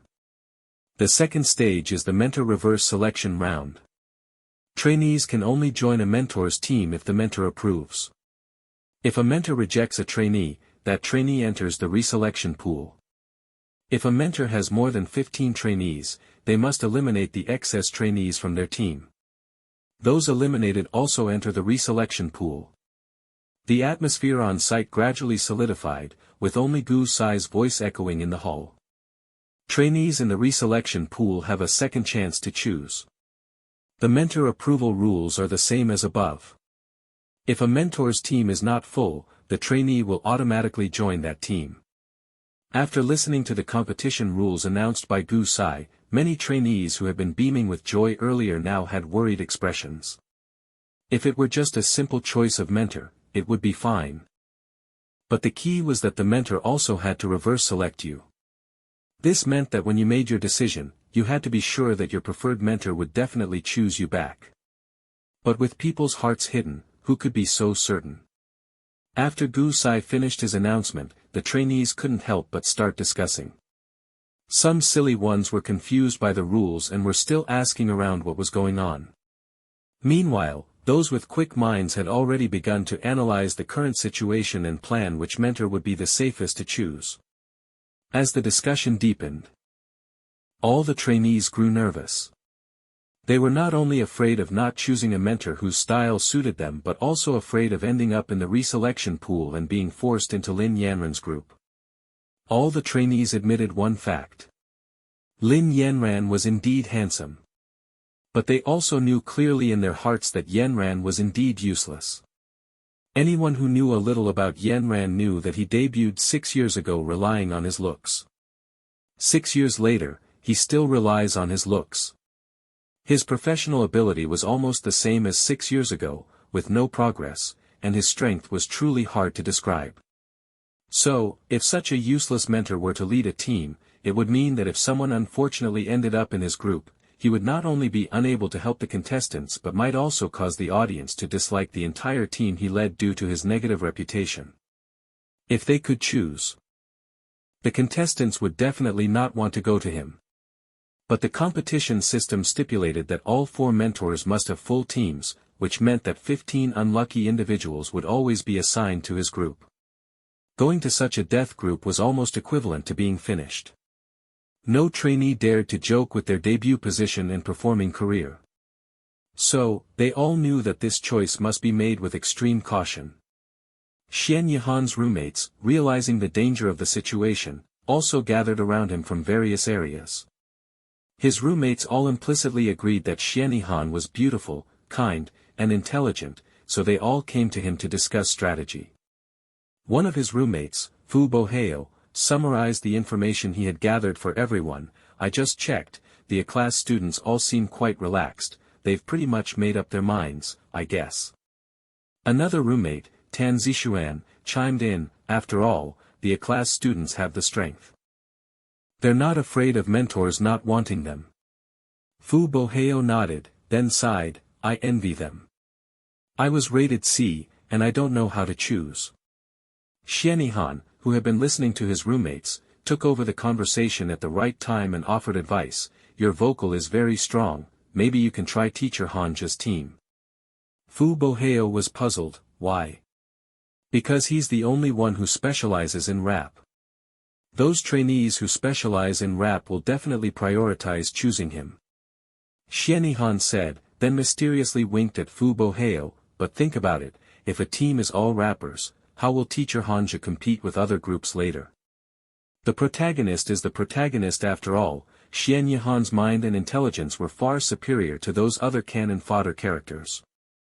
While everyone else was still struggling with how to choose a mentor, he had even figured out what the mentors were thinking.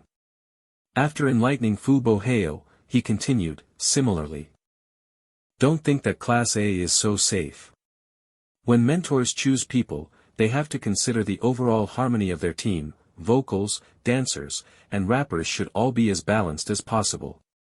If positions overlap, the team is full, and styles don't match, even Class A students will be kicked out of the team. So, they just have a slight advantage over us, but as long as we make the right choice, we can basically ensure we don't go there. Xian Yihan deliberately paused, and although he didn't mention Yanren's name, everyone already knew what he meant. Xian Yihan spoke again, half comforting and half encouraging his roommates, our luck won't be that bad. Tan Zishuan's eyes lit up, and he quickly asked Xian Yihan to help him analyze how he should choose. Xian Yihan propped his chin, appearing to be deep in thought, and after a moment, he said, you should go to teacher Tang Tang's group, they should be relatively short on dancers. Fang Su, who was beside them, didn't care which group to go to. He only cared about Xian Yihan's choice. Hanin, which mentor are you planning to choose?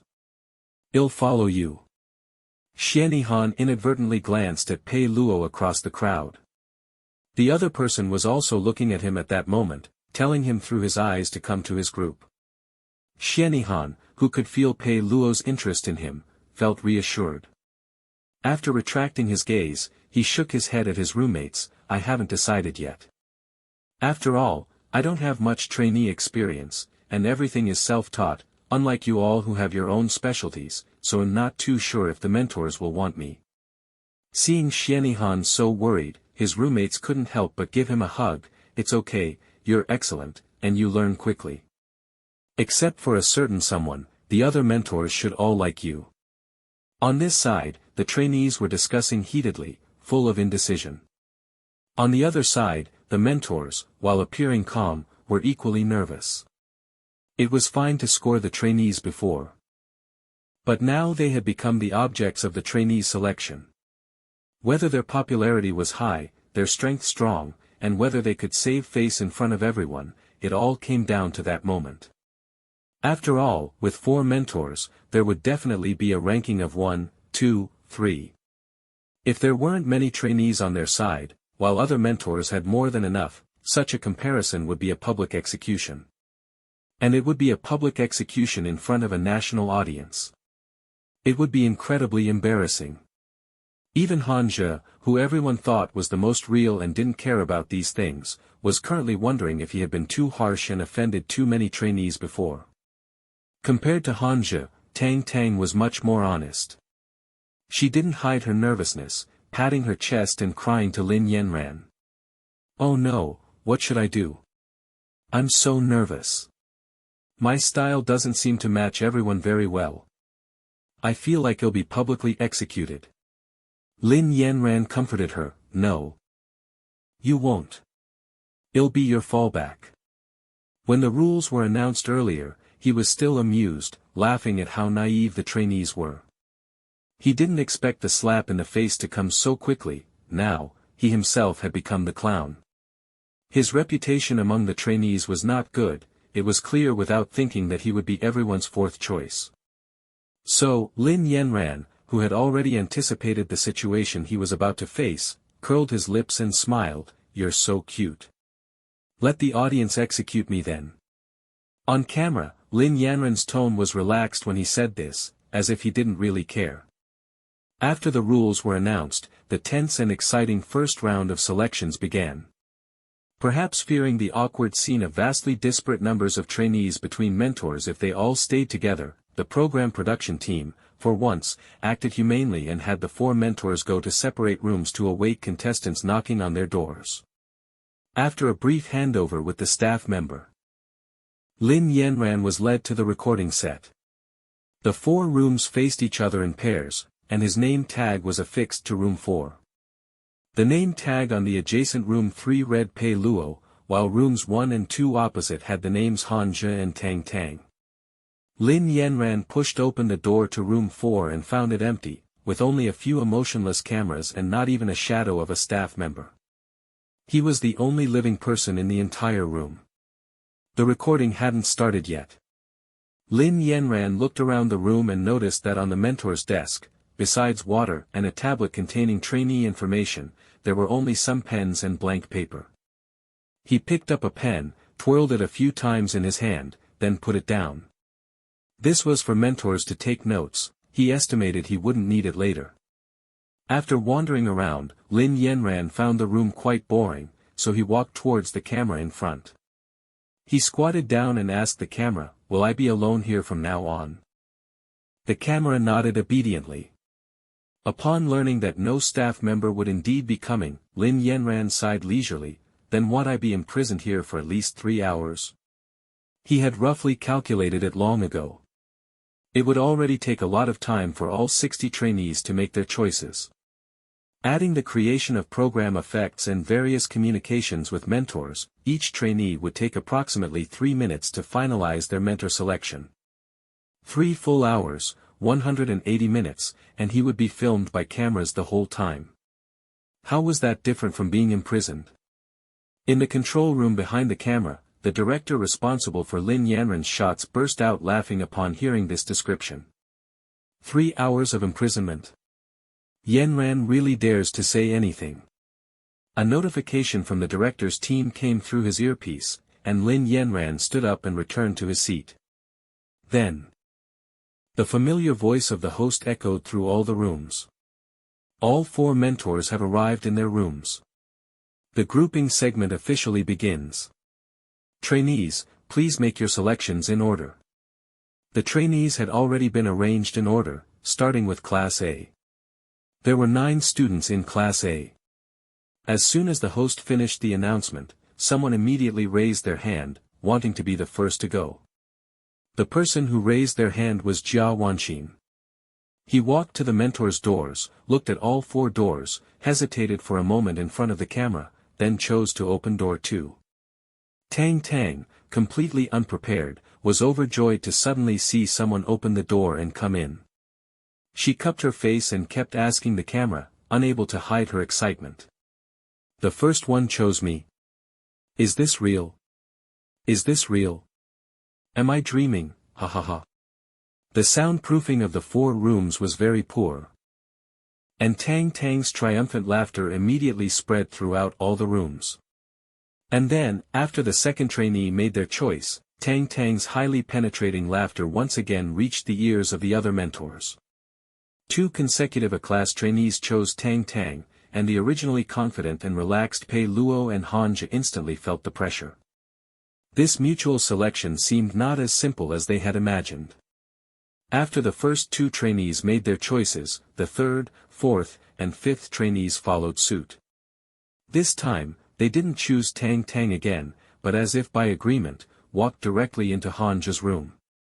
With more than half of the 9 A-class contestants already gone, and his side still not having a single one, the originally confident Pei Luo began to feel restless. Leaning back in the judge's seat, he unclasped his interlocked fingers, frequently changing positions, and his gaze involuntarily drifted towards the door. As an idol by birth, he was the most versatile among the 4 mentors in singing, dancing, and rapping. While the other teachers were very strong in their professional fields, they were all very specialized. So he thought trainees would prefer him, and when the rules were announced, he even imagined that his side might be too difficult to choose because there would be too many people. But who knew reality would be so harsh? The host announced the name of the 6th contestant over the broadcast. Pei Luo took a deep breath, silently praying in his heart that this person would choose him. Fortunately, his wish came true, the person indeed chose him. Not only that, but the 3 subsequent Class A trainees also chose his team, which allowed Pei Luo to save face. Because the sound insulation was poor, all the mentors could hear what was happening next door. So everyone knew roughly how many Class A contestants each person had received. Pei Luo specifically pointed at his 4 Class A students and smiled at the camera. I actually have this many. Will the mentors with fewer people want to beat me up? It seemed like a joke, but it was actually blatant sarcasm aimed at Yanran next door, who hadn't even opened his door once. However, Pei Luo didn't know that while he was showing off, Yanran, who had long been psychologically prepared, had already leisurely finished reading all the trainees' profiles and was currently drawing stick figures of them based on their official photos. Lin Yanran's grandmother was a famous painter, and he had followed her to paint for a while when he was young. He wasn't usually that interested in painting, but genetics were just that powerful, even though he had only studied half-heartedly for a short time as a child. His current drawing skills still crushed most people. The camera cleverly captured Lin Yanran's movements. It quietly tilted down to film, recording the entire process of Lin Yanran drawing. 1, 2, 3. The stack of A4 paper, cut into small sheets, grew higher on Lin Yanran's right side. When Lin Yanran finished drawing the 10th person, Xianihan, the last person remaining in Group B to appear, finally arrived in front of the mentor's doors.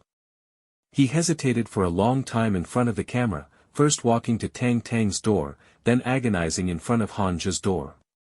Actually, the person I want to choose most is Teacher Pei Luo.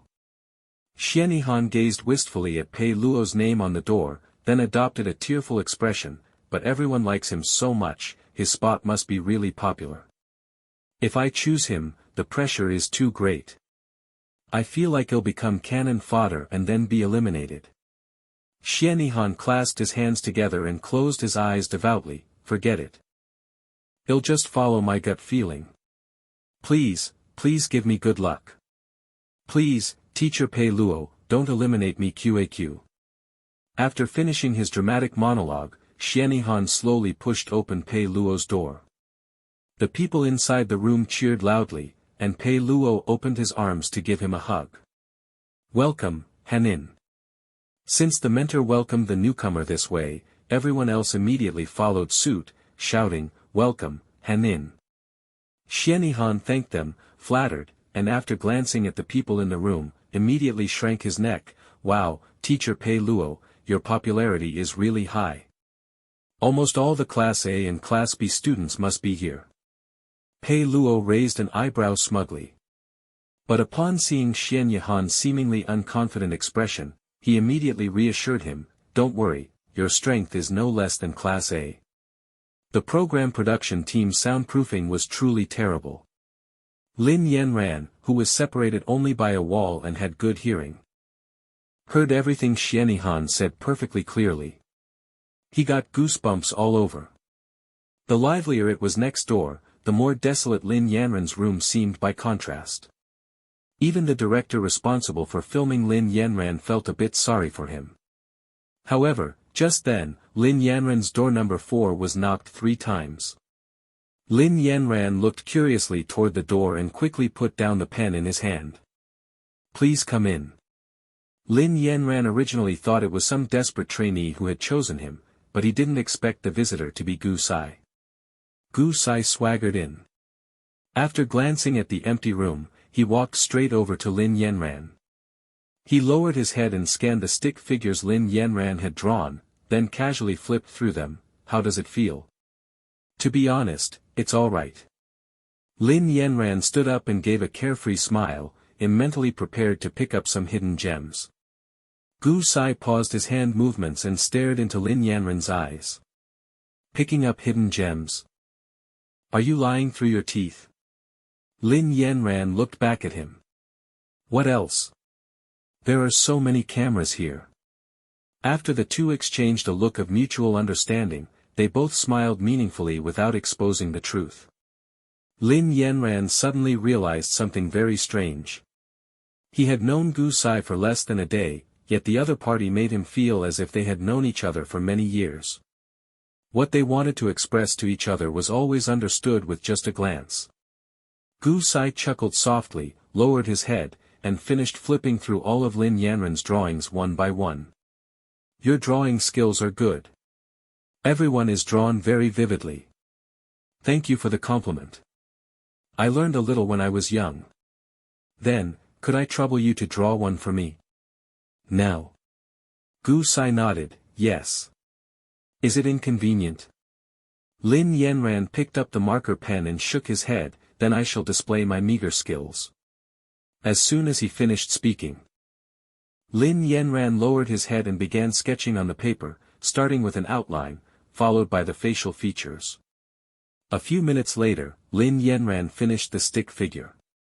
However, compared to drawing the trainees earlier, he spent much more time, and the drawing was naturally much more detailed. Gu Sai took the paper in his hand, looked at it, and then asked in return, "Aren't you going to sign it?" Lin Yanran was surprised, then joked, "Teacher Gu, if you want my autograph, just say so." Gu Sai's lips curved into a smile, and he didn't deny Lin Yanran's statement. Lin Yanran picked up the marker pen again and signed his name at the bottom of the portrait.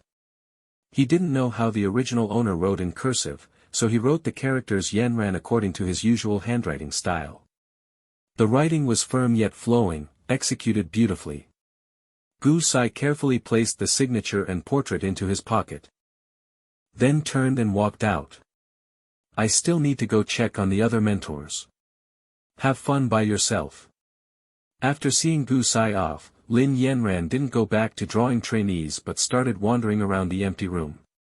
The director and the studio specifically responsible for filming Lin Yanran saw him wandering back and forth and started chatting with a colleague. "It's clear Yanran is really bored. I know, right? He was forced to keep drawing. If I were alone there, I'd definitely go crazy. No wonder he said he would be serving 3 hours in jail." Everyone couldn't help but laugh as they chatted, and someone suddenly said, "Even though no one is choosing him, it's actually quite entertaining." Yeah. Can you believe we watched him draw for over an hour? Wait, where is Yanran? Several people were chatting and didn't pay attention to the camera, but when they looked back, they found that Lin Yanran had completely disappeared. Just when everyone thought Lin Yanran had gone to the restroom, he walked out from a blind spot of the camera. In his hand was clearly a copy of 5 years of college entrance exams, 3 years of mock tests English edition. After clearly seeing those characters, the directors were all stunned. Holy crap, 5-3. How can there be something like that in the room? Where did he dig that up?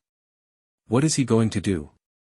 Lin Yanran walked back to his seat and placed the 5-3, which he had just found in the gap between the sofa and the wall, down properly. Then, the camera showed his beautiful, fair right hand picking up the marker pen from the table again. And then he buried his head and started seriously working through practice problems. Inside the director's room, several staff members looked at each other, then shifted their gaze to Lin Yanran, who was solving problems. And were collectively shocked. When Lin Yanran had just started working on the first test paper on camera. The director sighed, "Look at what this kid is being forced to do." A staff member worried, "Can he even do these problems?" Half an hour later, watching wide-eyed as Lin Yanran furiously completed 3 sets of problems and was about to start the 4th. The director screamed in horror, "Is Yanran a devil?" Staff member was speechless, "Don't cue me, currently organizing my thoughts." So this is the correct way to utilize the 5.3 English edition. Lin Yanran, who was originally a top student, solved the problems extremely quickly. After rapidly finishing several test papers, he estimated it was almost time to finish work, so he put the 5.3 away. After getting up to stretch his muscles and bones, he found a 4x4 Rubik's Cube behind a sofa cushion. He observed it for a moment, then started playing with it. In less than a minute, the scrambled Rubik's Cube was solved. Lin Yanran scrambled the Rubik's Cube, then quickly solved it again. The director, who had been watching Lin Yanran. "Are you performing magic tricks here? Is he a dog? How can he find everything? The worst part is that he can play tricks with everything he finds." After finding all sorts of things to pass the time, the trainee selection segment was also drawing to a close, leaving only a few Class F students who hadn't made their choice. Lin Yanran, who had almost served his prison sentence and just wanted to get off work, leaned casually against the chair and counted down. He never expected that the door to his room, door number 4, would be knocked on again. The person carefully poked their head in, and upon seeing Lin Yanran, greeted him, "Hello, teacher." Lin Yanran asked the person with particular concern, "Are you sure you haven't entered the wrong room?" Xia Xingxing shook his head, closed the door, and walked up to Lin Yanran. "No, I came specifically for Teacher Yanran." Lin Yanran, who had been sitting on the bench alone the whole time, was somewhat shocked. Xia Xingxing, seeing Lin Yanran's slightly strange expression, explained, "I liked you when you participated in Best Male Singer before. At the time, I secretly used my mom's phone to send you text votes, but she found out and beat me up." The imagery was too strong, and Lin Yanran couldn't help but laugh. That show was 6 years ago. "You just turned 18 now, so weren't you still an elementary school student back then?" The other party clearly didn't expect Lin Yanran to say that suddenly, and he nodded sheepishly, "Yes. I was still in 6th grade. After speaking, Xia Xingxing was a little touched, "But you actually remember my age." Lin Yanran smiled, I just looked through your profile." When he was bored earlier, he flipped through all the trainees' profiles. The age, hobbies, preferred position, and training history of every trainee were roughly stored in his mind. The fact that the mentor he liked valued him made Xia Xingxing very happy. Happily, he found a seat and sat down, only to notice the room was empty. "Is it just the 2 of us in the room?" Lin Yanran nodded. "To be honest, before you arrived, I thought I would be the only one in the room." According to normal logic, a typical person would follow up with polite words like, "That's because they don't know how to appreciate talent." However, Xia Xingxing clearly wasn't such a person. His thinking was very jumpy. After hearing Lin Yanran's words, he was especially happy. "Doesn't that mean I'm secure in this group?" After speaking, he ran up to Lin Yanran and began pleading, "Teacher Yanran, please, please don't kick me out, for the sake of me being your fan for 6 years."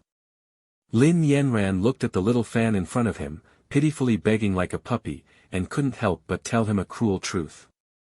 "Little Xingxing, I advise you to immediately remove your fan goggles and face reality. You're probably the only person in the entire venue who thinks him a hot commodity."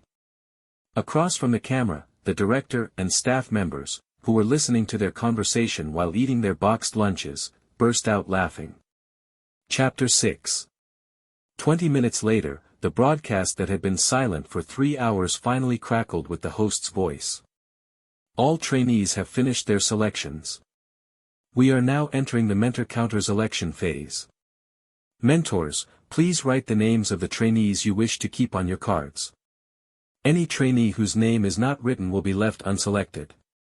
After the announcement, several staff members delivered the cards to the 4 rooms. The atmosphere in rooms 1, 2, and 3, previously filled with laughter, instantly froze and grew tense. After all, in these 3 rooms, every mentor had more trainees than they could take. It was a certainty that someone would be cut. Learning of this bad news, some trainees clasped their hands together, silently praying for good fortune, while others huddled in the corners, comforting one another. Especially those trainees whose skills were not very strong were filled with anxiety. However, what was bound to happen happened. Half an hour later, every mentor had announced their best choices. The most ruthless part was that every mentor had filled their 15-person quota, leaving absolutely no hope for the eliminated ones to choose another mentor. Consequently, these 14 eliminated individuals could only be assigned to Lin Yanren's team. Suddenly entering the death team, among the 14 trainees, except for a very few who felt it didn't matter, most felt absolute despair. Even with cameras filming them, their expressions were utterly dejected. After much stalling, the door to Lin Yanren's room was finally knocked upon. Sitting on the sofa, Xia Xingxing jumped up the moment he heard the knock. After quickly opening the door, he raised a big, bright smile to welcome his new teammates. Welcome, everyone. Perhaps not expecting anyone to willingly choose Yanran, seeing Xia Xingxing appear in Yanran's room left many with expressions as if they had seen a ghost, completely baffled by his thought process. However, compared to Xia Xingxing, everyone was more worried about their own bad luck. As some stepped into the room, they had already begun preparing what to say for their elimination speech in the next round. After all, having spent such a long time together, everyone knew a bit about each other. They all knew that the trainees currently assigned to Lin Yanran were basically either from Class D or Class F. Their skills naturally couldn't compare to the other groups that had Class A and Class B students. Not only their skills, but even their popularity was a huge step behind the others. Worst of all, their mentor was so weak. Adding these 3 factors together, the future was simply pitch black, there was no hope to be seen. The competition format was cruel, and everyone was under immense pressure. Especially after being locked up here for closed training for so long, many people's mental states were on the verge of collapse. Thus, when greeting the mentor as per routine, the group of dejected trainees, even with cameras filming, had no heart to force a smile. They bowed their heads dejectedly toward Lin Yanran and said in low voices, "Hello, teacher." As Lin Yanran's student said those 3 words, a deafening shout erupted from room 3 next door, where Pei Luo was. Go! Go! Go! The student's listless hello, teacher was completely drowned out by the sound from next door. The momentum of the 2 teams was worlds apart. It was truly pitiful by comparison. Lin Yanran, standing at the front, scanned the dejected trainees in the room and asked with a smile. Everyone seems very disappointed. The room went quiet instantly. The trainees, whose thoughts had been laid bare, did not speak. If they said yes, it would seem too disrespectful to the mentor; if they said no, they really couldn't fake it. Everyone remained silent and bowed their heads one after another. Seeing that no one was speaking, Lin Yanran did not get angry, instead, he frankly voiced everyone's inner thoughts. I know that not everyone is very willing to come to my team, and you must be feeling terrible right now. He slowly looked at every trainee and bowed sincerely to them. I am very sorry, my previous performance did not give you confidence. If he put himself in their shoes, Lin Yanran could actually understand how these trainees felt at this moment. He had reviewed their files and understood each trainee's training experience and family situation. Among these trainees, some had trained at their companies for many years, waiting just for a chance to debut. Some were already at an age not quite suitable to be an idol, but they were unwilling to give up the dream they had insisted on since childhood. Some were not understood by their parents; if they couldn't debut this time, they would have no choice but to go back, find a job, get married, and have children, returning to being ordinary people. They might only have this one chance in their lives to showcase themselves to the audience. That was why they didn't want to be eliminated easily. Suddenly receiving an apology from their mentor, the trainees were somewhat incredulous and flustered. After all, admitting one's own shortcomings in front of the camera was truly a very difficult thing to do. Many trainees hurriedly waved their hands. "No, no, teacher, please don't say that." The previously stiff atmosphere in the room softened significantly. Seeing that the trainees were no longer just immersed in disappointment as before, Lin Yanran took the opportunity to say what he wanted to tell them. "Although the current situation of our team seems a bit dire," Lin Yanran paused, "but I believe that human effort can change destiny." The trainees looked up and stared intently at Lin Yanran. There was doubt, confusion, bewilderment, and mistrust. Lin Yanran took in all their reactions but did not continue the topic. Instead, he asked them, "Do you remember what the director said to you after the first stage performance?" The topic changed suddenly. No one knew why Lin Yanran asked this. After a moment of blankness, a trainee reacted and recited the slogan of Super Idol, "Chase the light, leave no regrets." Lin Yanran shook his head, "Leaving no regrets is not enough." The gentle smile in his eyes disappeared, replaced by seriousness and gravity. On this stage, only if you work hard to stay can you be remembered, and can you change your fate. After pointing out the cruel reality, Lin Yanran met everyone's gaze. Confident and solemn. "Trust me once. Let's pull off a comeback from the jaws of defeat." The camera in the distance nodded slightly. The director, who had been silently watching the developments in the room, quickly rubbed his face. Listening to Yanran's words, why did it feel both rousing and moving? After all 4 teams were formed, today's filming content was completely finished. However, because they needed to edit the behind-the-scenes footage, the cameras still followed the contestants and mentors. Lin Yanran's words clearly had some effect. The trainees who had originally rejected him, when leaving the studio, had a few who took the initiative to walk with him. Although the atmosphere was still a bit awkward, the attitude was not as stiff as before. There was a trainee in Lin Yanran's group named Ji Shuai, who was a loyal fan of good looks. When he walked with Lin Yanran, seeing that face at such a close distance, he couldn't help but want to praise him. "Teacher Yanran, can I apply for you to make this makeup semi-permanent? It's truly devastatingly handsome." Although Lin Yanran was not completely ignorant of the entertainment industry, he had spent most of his energy on his studies in the past, so he didn't really understand some of the newer, fancy terms in the entertainment industry. Diligence and love for learning were Lin Yanran's nature, so he immediately began a scholarly discussion with the other party: how can makeup be made semi-permanent?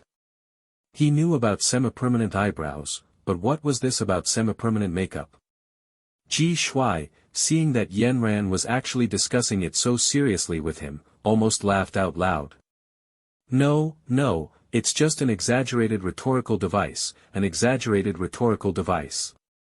It basically just means that you should keep styling yourself in this direction in the future, for the benefit of us face lovers." After speaking, Ji Shuai glanced at the necklace on Lin Yanran's neck and excitedly blew a rainbow fart. "Wow, teacher, is this necklace of yours a new design from K? I feel like I've seen it somewhere before. It really is a perfect match for your outfit today." When Ji Shuai said this, Xianihan and his roommates just happened to come out from around the corner and walk behind Lin Yanran and the others. Although the 4 people in their dorm were assigned to different groups, because they were close, they were waiting for each other to return to the dormitory together. Hearing Ji Shuai mention the necklace, Xianihan immediately stopped in his tracks. At first, he didn't speak, but waited until the camera filming him arrived before calling out to Lin Yanran, who had already walked far away. "Teacher Yanran." Xianihan jogged to Lin Yanran and blocked his path. "Teacher Yanran." Xianihan's gaze fell on the necklace. "I heard your necklace is a new design from K. I really like this brand. Could I trouble you to lend it to me to take a look?" Xianihan was not stupid. He knew he couldn't be too direct. So he designed a script for himself, taking several turns to dig a pit for Lin Yanran. After speaking, he looked into Lin Yanran's eyes, with a hint of the pleasure of impending revenge hidden in his gaze. He couldn't help but recall some things from his own impoverished past. Back then, that good-for-nothing foster father owed a mountain of gambling debts. Every day when he came home, he would beat and scold him, not only threatening to stop him from going to school but also refusing to feed him.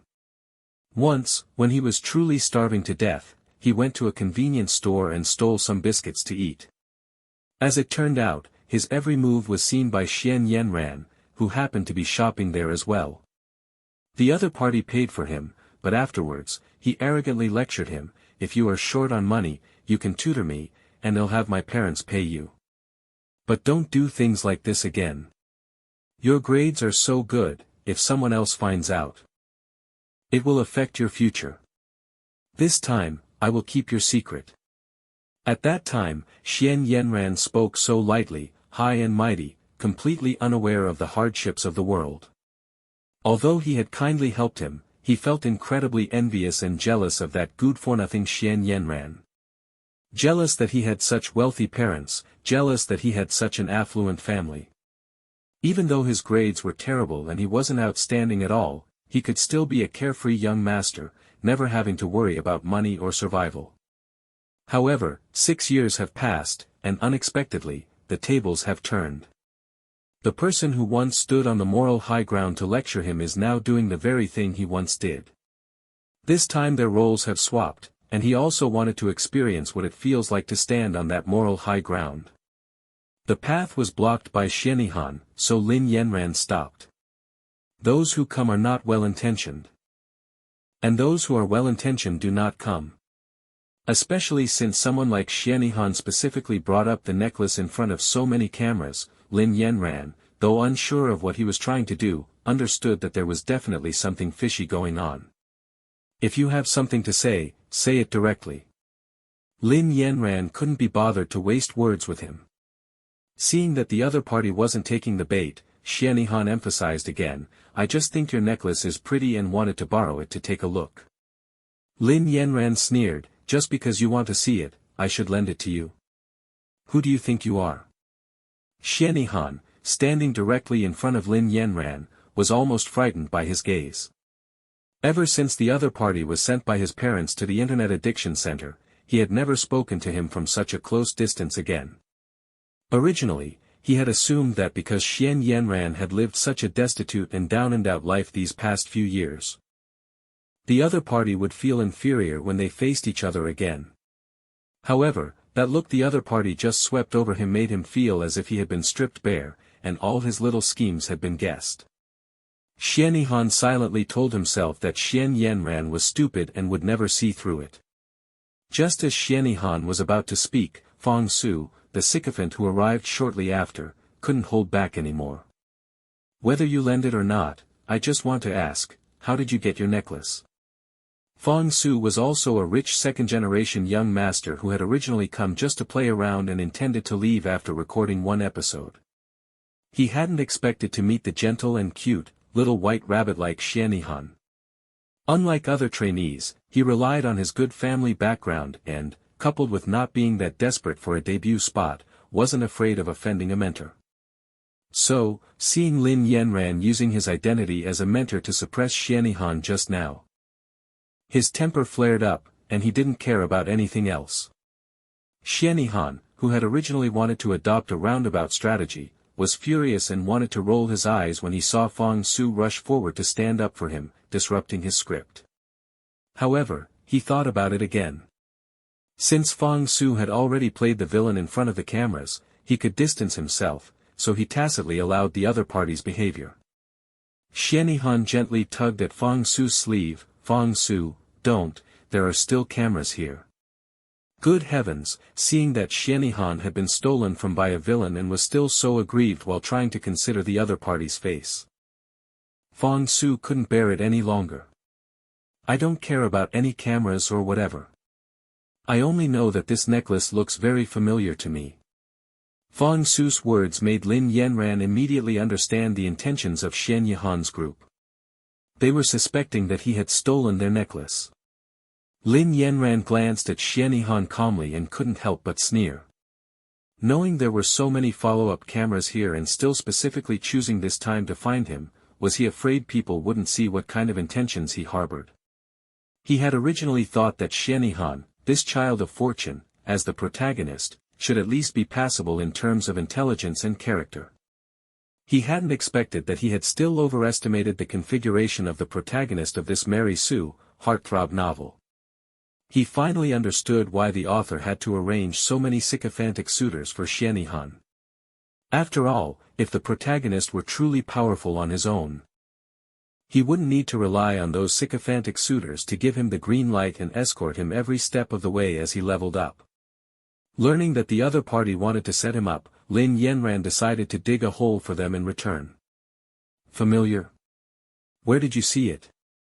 Fang Su, Hanin has one too. Lin Yanran was expressionless, so what? That necklace is a global limited edition, and only Hanin has one here. Fang Su added, he has worn it before, and many people have seen it. Seeing that the other party had been going in circles for a long time, Lin Yanran became impatient, stop talking nonsense and get to the point. Fang Su, whose emotions were peaking and who wanted to continue providing evidence, was choked off. After a few seconds, he said, but Hanin's necklace is missing.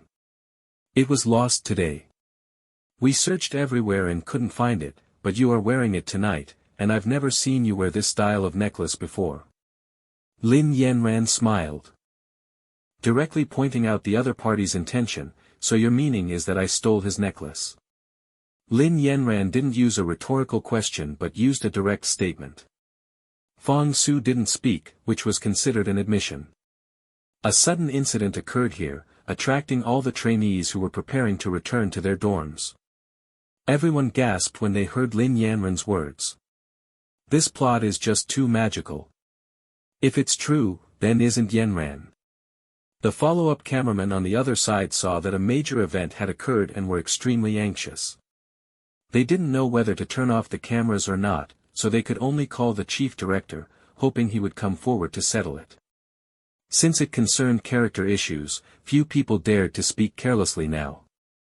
But Xia Xingxing, who was on the side, saw the aggressive manner of Xian Yihan's side and couldn't help but defend Lin Yanran. Limited edition doesn't mean there is only one piece. Ji Shui also nodded. That's right.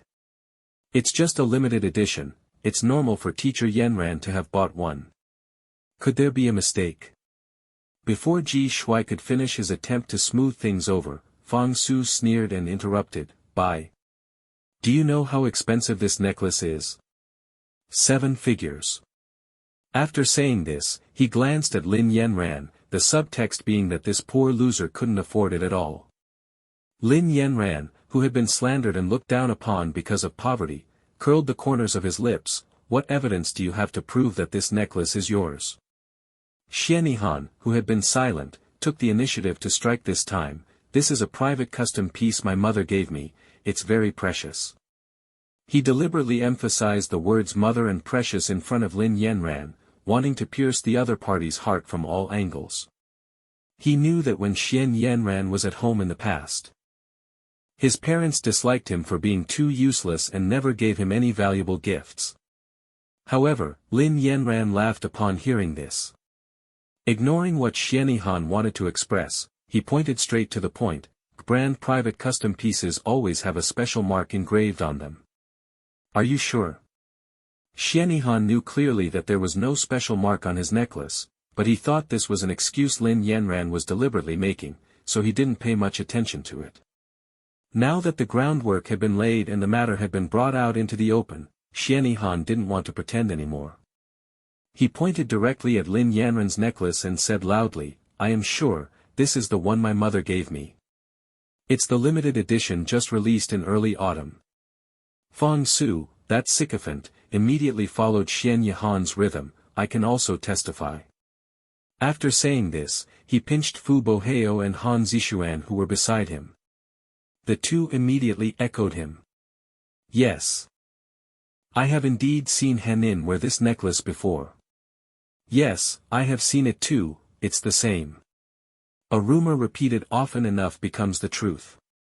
With Xiannihan being so certain, and his roommates all coming out to testify, many people began to waver.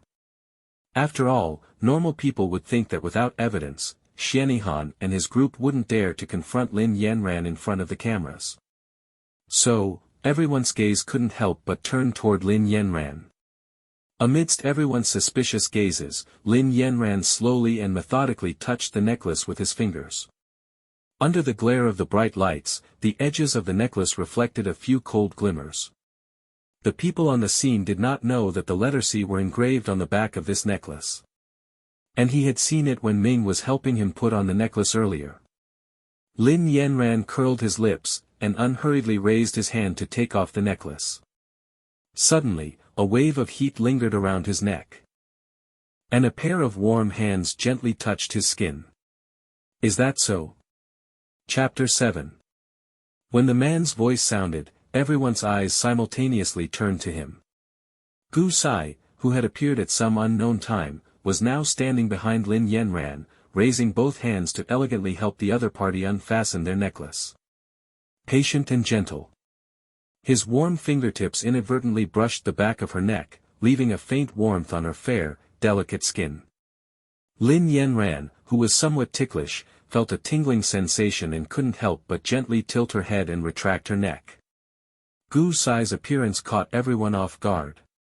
Out of the more than 100 people present, no one understood why he would be willing to get involved in this mess at this time.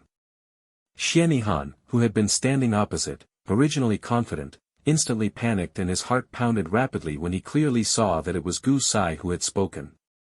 Especially the "is that so?" from the other party just now. Which clearly carried a hint of mockery and warning, gave him a bad premonition, feeling that things might develop in an uncontrollable direction. Xiannihan, who was inexplicably starting to panic, opened his mouth and called out plaintively, "Teacher Gu." But Gu Sai acted as if he hadn't heard, completely ignoring him. He continued to gently remove the necklace for Lin Yanran, then held it in his hand and lightly caressed it. A moment later, Gu Sai spoke. "This necklace is indeed a private custom order from the brand." After speaking, he smiled, but no trace of warmth reached his eyes. "But the logo on it has nothing to do with you."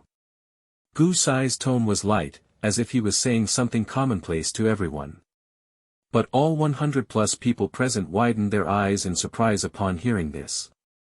Nothing to do with Xiannihan. Then why did he just now?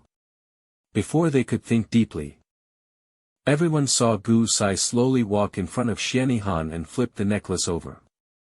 The letters SY were clearly engraved on the back of the necklace in beautiful script, full of design sense.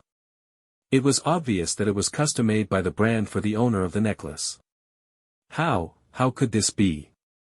He stared at Daisy on the necklace in disbelief, feeling as if he had been slapped hard twice in front of everyone, his cheeks burning with pain.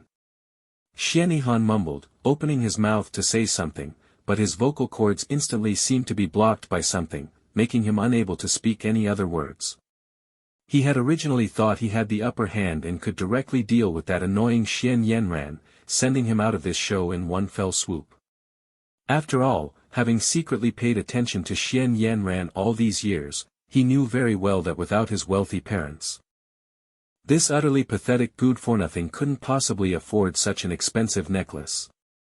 So even though he actually had no evidence to prove that Xian Yanran stole his necklace, he dared to confront him so confidently and fearlessly in front of everyone and the cameras. After all, Xian Yanran's poverty was his confidence. However, in all his calculations, he never anticipated such a reversal.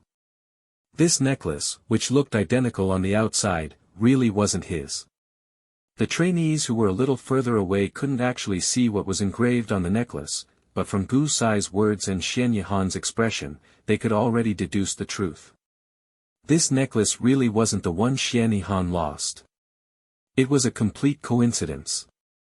I thought Teacher Yanran's styling today matched this necklace very well, so I specifically asked him to try it on for me.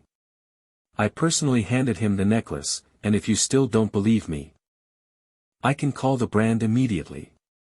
Gu Sai's words clearly explained the origin of Lin Yanren's necklace. He narrowed his eyes slightly and looked down, continuing to ask Xianyhan, do you need me to? Do you need me to? Every word from Gu Sai felt like a stab at Xianyhan's heart. Xianyhan suddenly became like a puppet with its strings cut, his entire spirit collapsing instantly. He shook his head and retreated several steps, forced to quietly admit in front of everyone, no need, this necklace, it really isn't mine. Gu Sai, however, ignored what he said and began to settle accounts. You were so certain before, did you personally see Yanran take your necklace? Xianyhan didn't expect the other party to ask this question and looked up in shock.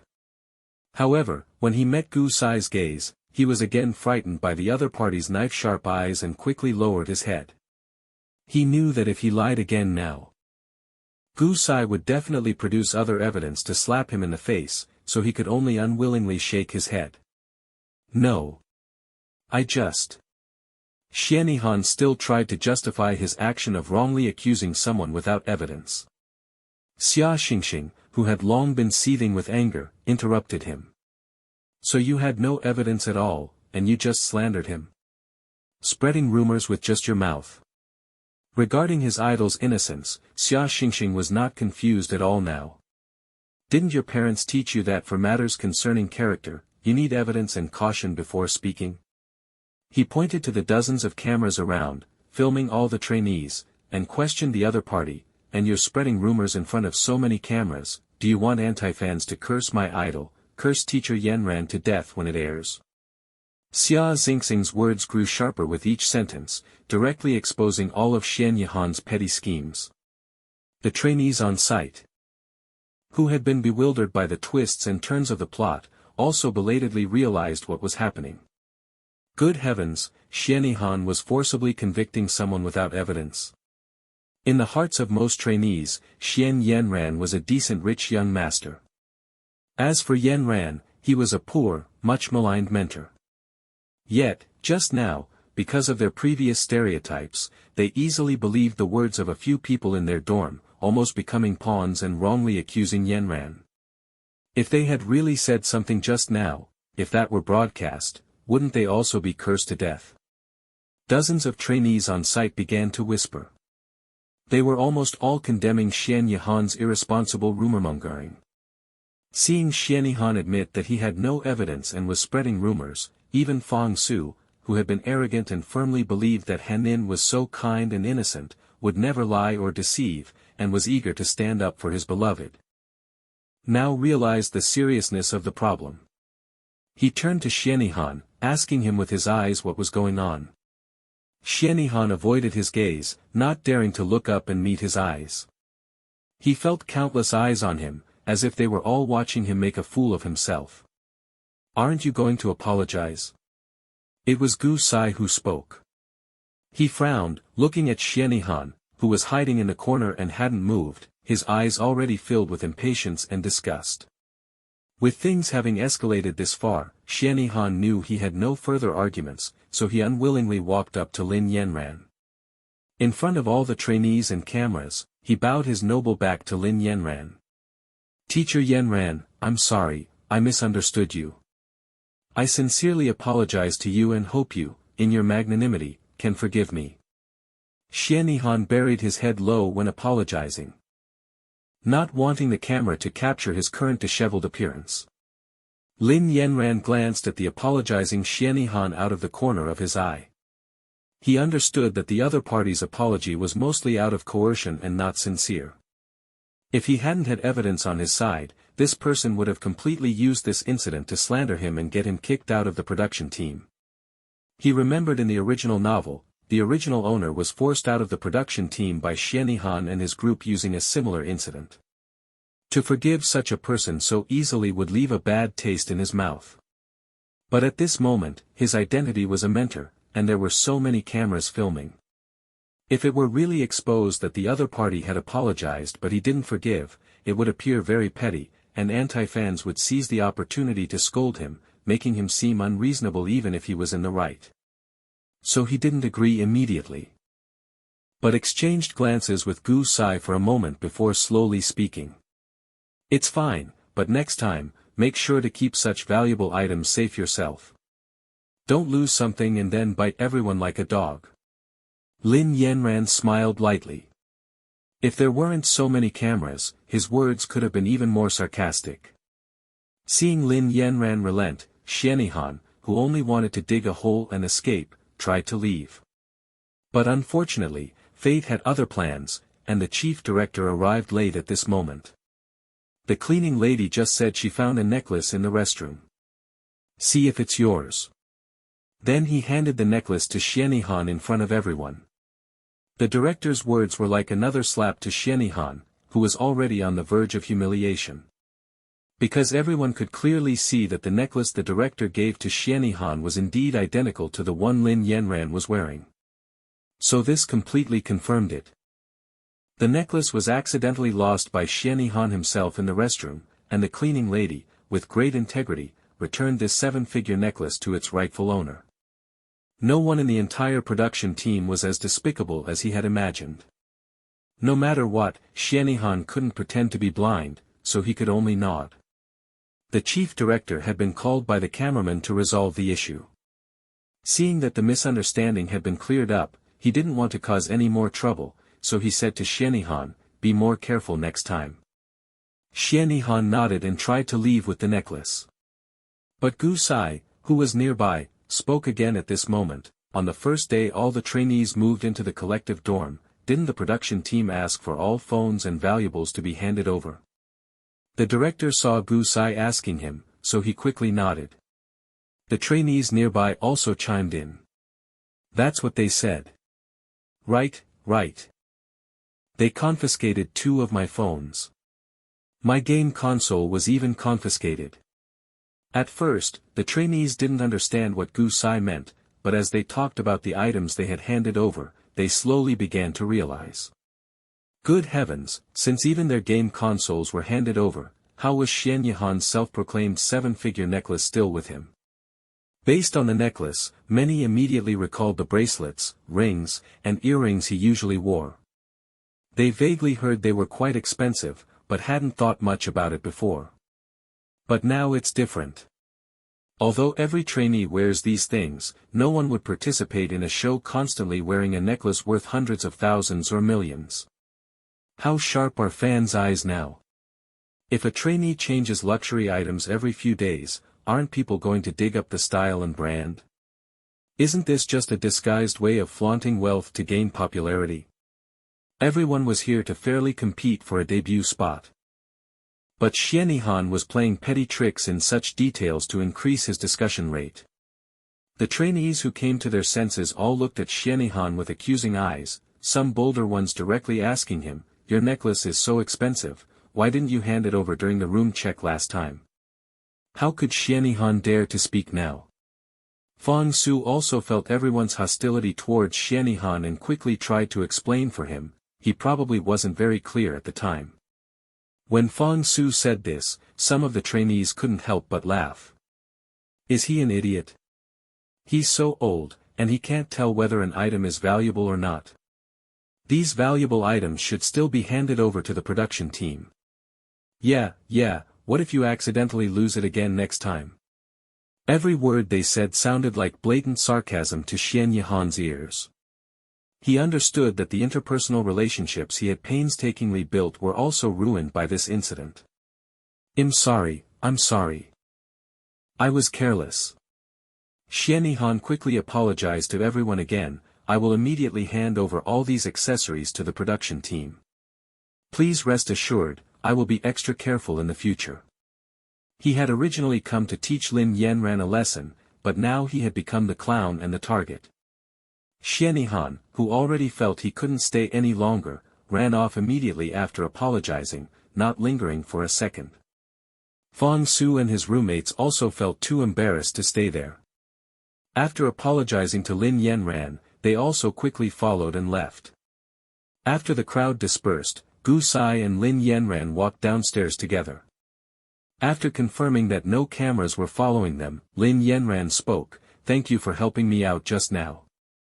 As he spoke, Gu Sai also spoke, "I'm sorry, I didn't expect to cause such a big misunderstanding for you." Their words came out almost simultaneously. One thanked, one apologized. In perfect synchronicity. Ultimately, neither said much more, but smiled at each other and no longer brought up the unpleasant incident. "It's getting late, I'll drive you back." "I'm driving myself tonight." Gu Sai proactively invited Lin Yanran. Lin Yanran was surprised and curious, and just as he was about to politely decline, the other party spoke again. "You have to give me a chance to express my apology." Lin Yanran didn't act coy and directly followed the other party to the underground parking lot. Chapter 8. On the suburban road in the early hours of the morning, there were only a few scattered cars passing by. The soft, low singing voice coming from the car's audio system added a touch of atmosphere to the quiet autumn night. "Yanran, could you please help me set the navigation?" Gu Sai's voice broke the silence. "The road ahead is under construction, so we have to take a detour." Inside the low-key, luxurious car, there was a faint scent of lemongrass. Lin Yanran, who had been listening to the music and watching the beautiful river view outside the window, turned his head at the sound, his gaze falling upon Gu Sai, who was driving intently. Seeing that the other man was about to reach for the phone in his clothing pocket, Lin Yanran spoke up to stop him. "Use my phone to set it for you." Fearing the other might misunderstand, Lin Yanran explained, "Your phone still needs to be unlocked, which isn't convenient while driving." Gu Sai smiled. "All right." Lin Yanran hurriedly opened his phone and began searching for the navigation app. This phone wasn't his own, and he still wasn't very familiar with using it. It took almost 10 seconds before Lin Yanran found the navigation app. After quickly typing the name of his residential complex into the navigation, Lin Yanran placed his phone in front of Gu Sai, to his right. A cheerful female voice rang out from the navigation, beginning to announce the distance to the destination and the time it would take. Lin Yanran's gaze landed on the song currently playing, and he finally couldn't help but ask Gu Sai, "Do you like Huang Huanxian too?" Gu Sai nodded, his voice gentle. "I do." His long hands turned the steering wheel, and after the black car merged onto the new route, he added, "I used to listen to her a lot back in high school. I also started listening to her songs back in high school." This coincidence made Lin Yanran feel as if he had found a kindred spirit, and his entire tone became lighter. Huang Huanxian was a late singer who debuted in the last century. Because her style was relatively niche, while she wasn't obscure, she wasn't exactly famous either. Therefore, the popularity of her songs and the size of her fanbase were much smaller compared to the pop kings and queens of that time. Added to the passage of time, very few young people today know who she is, let alone like her songs. So, looking at it now, their group of fans is truly very niche. In the past, among the peers Lin Yanran knew, he only knew one person who shared the same hobby, and that person was his good buddy from high school. Back then, the two of them did everything together, so it was easy to explain their similar interests. But Gu Sai, the pinnacle of the entertainment industry, actually shared the same taste as him and liked such a niche singer, which left him incredibly surprised. This feeling was like finding a confidant in a parallel universe. Especially since even Gu Sai's music taste was almost exactly the same as his own. From the moment he got into the car until now, every song playing inside had been one of his favorites. They were all songs he had listened to countless times before he transmigrated into the book. This discovery tonight allowed Lin Yanran, who had come to this novel world, to finally find a trace of familiarity in this illusory and strange environment. He also finally understood why he had felt an inexplicable sense of affinity the first time he saw Gu Sai. So, was it because birds of a feather flock together? The first song of hers I listened to was The Night Wind Blows Quietly. That night, my friend and I skipped class to take a walk by the river. We were feeling the river breeze when the playlist randomly shuffled to this song. Her voice was very gentle, and it matched the night scenery perfectly. Because a song had brought back memories of the past, the expression on Lin Yanran's face became much more vivid. He was full of energy, and his eyes were shining. Gu Sai listened quietly, feeling that the scene Lin Yanran described seemed somewhat familiar, yet he couldn't quite picture it. It was the middle of the night, and there were almost no pedestrians on this road. The night was hazy, and the breeze blowing by the river had a certain poetic quality. Gu Sai turned his head to look at Lin Yanran, and just as he was about to tell him that now was also a perfect time to listen to the night wind blows quietly, he heard a huge splash coming from the river. A black car had driven straight into the river. Lin Yanran, who had originally wanted to continue chatting about music with Gu Sai, happened to see this scene and shouted anxiously, "Gu Sai, stop the car." A car drove into the water. Gu Sai quickly stepped on the brakes and pulled the car over to the side. However, before the car had even come to a complete stop, Lin Yanran, who was sitting in the passenger seat, threw his phone aside, pushed the door open, and jumped out. He ran quickly toward the riverbank, scanning the surroundings as he ran, only to find that apart from the ornamental trees, there were no other resources available for rescue. Just as he was about to reach the riverbank, Lin Yanran heard cries of help and the sound of a little girl crying coming from inside the car. Realizing there was a child in the car, Lin Yanran didn't hesitate for a moment and jumped directly into the river, swimming toward the vehicle. He had been swimming since he was a child, and with his fast swimming speed, he reached the car in just a few seconds. Only when he was close did Lin Yanran realize that 1/3 of the car's front end had already sunk into the water. The situation was extremely critical. If another few minutes passed, the car would sink completely. Lin Yanran hurriedly tried to pull the driver's side door handle, but it wouldn't budge at all. The door was locked. "Help, help! Someone save us!" The driver, who looked to be in his 50s or 60s, had completely panicked and was helplessly shouting at the sky while holding the little girl in the passenger seat. The little girl he was holding tightly was covered in blood, crying loudly and calling for her mother. Seeing this, Lin Yanran hurriedly pounded on the car window, trying to bring the driver back to his senses. "Sir, don't panic. Don't panic yet. Unlock the car door quickly." It wasn't that there was no chance of self-rescue when a car fell into the water, but one had to stay calm. Lin Yanran tried to get the driver inside to calm down first. However, the driver inside was probably too frightened by the situation. He hadn't regained his composure for a long time and kept crying out on his own. "Sir! Sir!" Lin Yanran pounded on the window a few more times, and seeing that the other person still didn't react, he quickly swam to the passenger side. "Unlock the door quickly. Unlock it." A life was at stake, there was no time to waste a single second. While pounding on the window, Lin Yanran used almost all his strength and voice, wanting to convey the most important information to the people inside the car. This time, his shouting finally had an effect. The driver paused for a second and finally noticed someone outside the car attempting a rescue. Overjoyed, he hurriedly patted the window. "Help, help! Please, save Lele." Lin Yanran nodded at him and then continued to remind him, "Unlock the car first, hurry." After being reminded by Lin Yanran, the driver seemed to finally remember that he could unlock the door, and he hurriedly turned around, looking for it inside the car. But because he had been too panicked earlier, he didn't know where he had thrown the car keys. Time was ticking away by the second. Even though it had only been a few seconds, it felt like centuries had passed. At this moment, the water inside the car had already risen above their knees. The little girl, covered in blood, started crying loudly again in fear. There was no way to wait any longer. So Lin Yanran directly used his hand to smash the car window a few more times with all his might.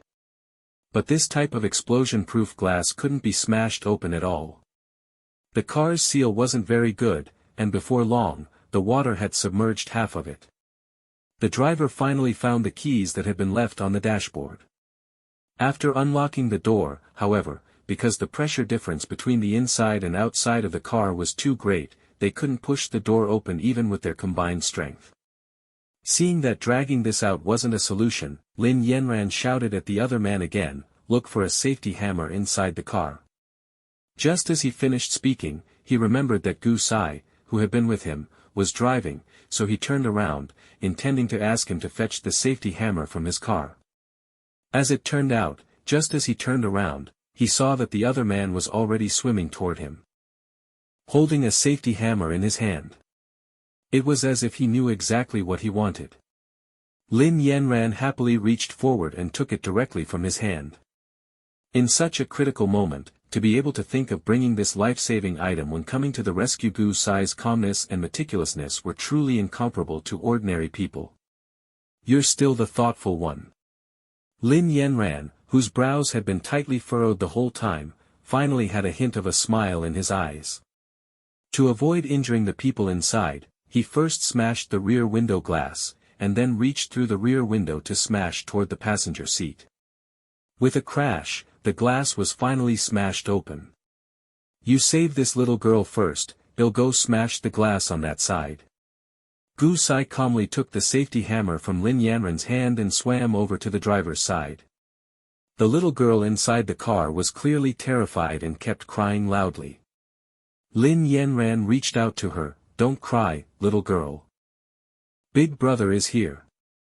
After saying that, he directed the driver inside to carefully carry the little girl out through the car window bit by bit. "Don't cry, it's okay now." Lin Yanran carefully held the little girl and swam toward the riverbank with one hand. After finally saving the little girl and getting her to shore, Lin Yanran placed her on the lawn. The wound on the little girl's face was still bleeding, and it was smeared all over her face, mixed with her tears. While crying, she looked at the driver in the river, calling out for her grandfather intermittently. Lin Yanran quickly used his sleeve to wipe the blood from her face and instructed her, "Wait here for a moment, okay? Big brother will go save grandpa and bring him up right away." The little girl couldn't control her tears, but she looked at Lin Yanran gratefully and nodded sensibly. After settling the little girl down, Lin Yanran jumped back into the water to save her grandfather. Compared to the little girl's petite frame, the driver's 200-plus-pound, chubby body simply couldn't fit through the window. After trying several times without success, the driver slumped helplessly onto the seat. The car door wouldn't open, and he couldn't jump out through the window. Looking at the water that was about to submerge his chest, he felt a wave of despair. Am I not going to make it out? There was no longer that strong desire to survive in his voice. Don't worry, you'll be able to get out, but we have to wait a moment. Lin Yanran quickly spoke up, trying to stabilize the other man's emotions. However, he accidentally choked on some water while speaking, so the rest of his words didn't come out. Wait. The driver was a bit confused. In this life-or-death moment, he felt uneasy, but for some reason. He felt that the two young men in front of him wouldn't lie to him. Gu Sai steadied Lin Yanran's hand as he held onto the car door and gently patted his back. Are you okay? Lin Yanran wiped the river water off his face and nodded at him, I'm fine.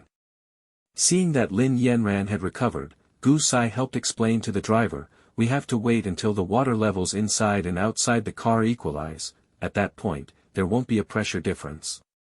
Hearing Gu Sai's explanation, the driver was finally not as panicked. The car sank faster and faster, and there was more and more water inside. Not long after, the water levels inside and outside the car finally equalized. Lin Yanran and Gu Sai exchanged a look. Sir, let's do it together.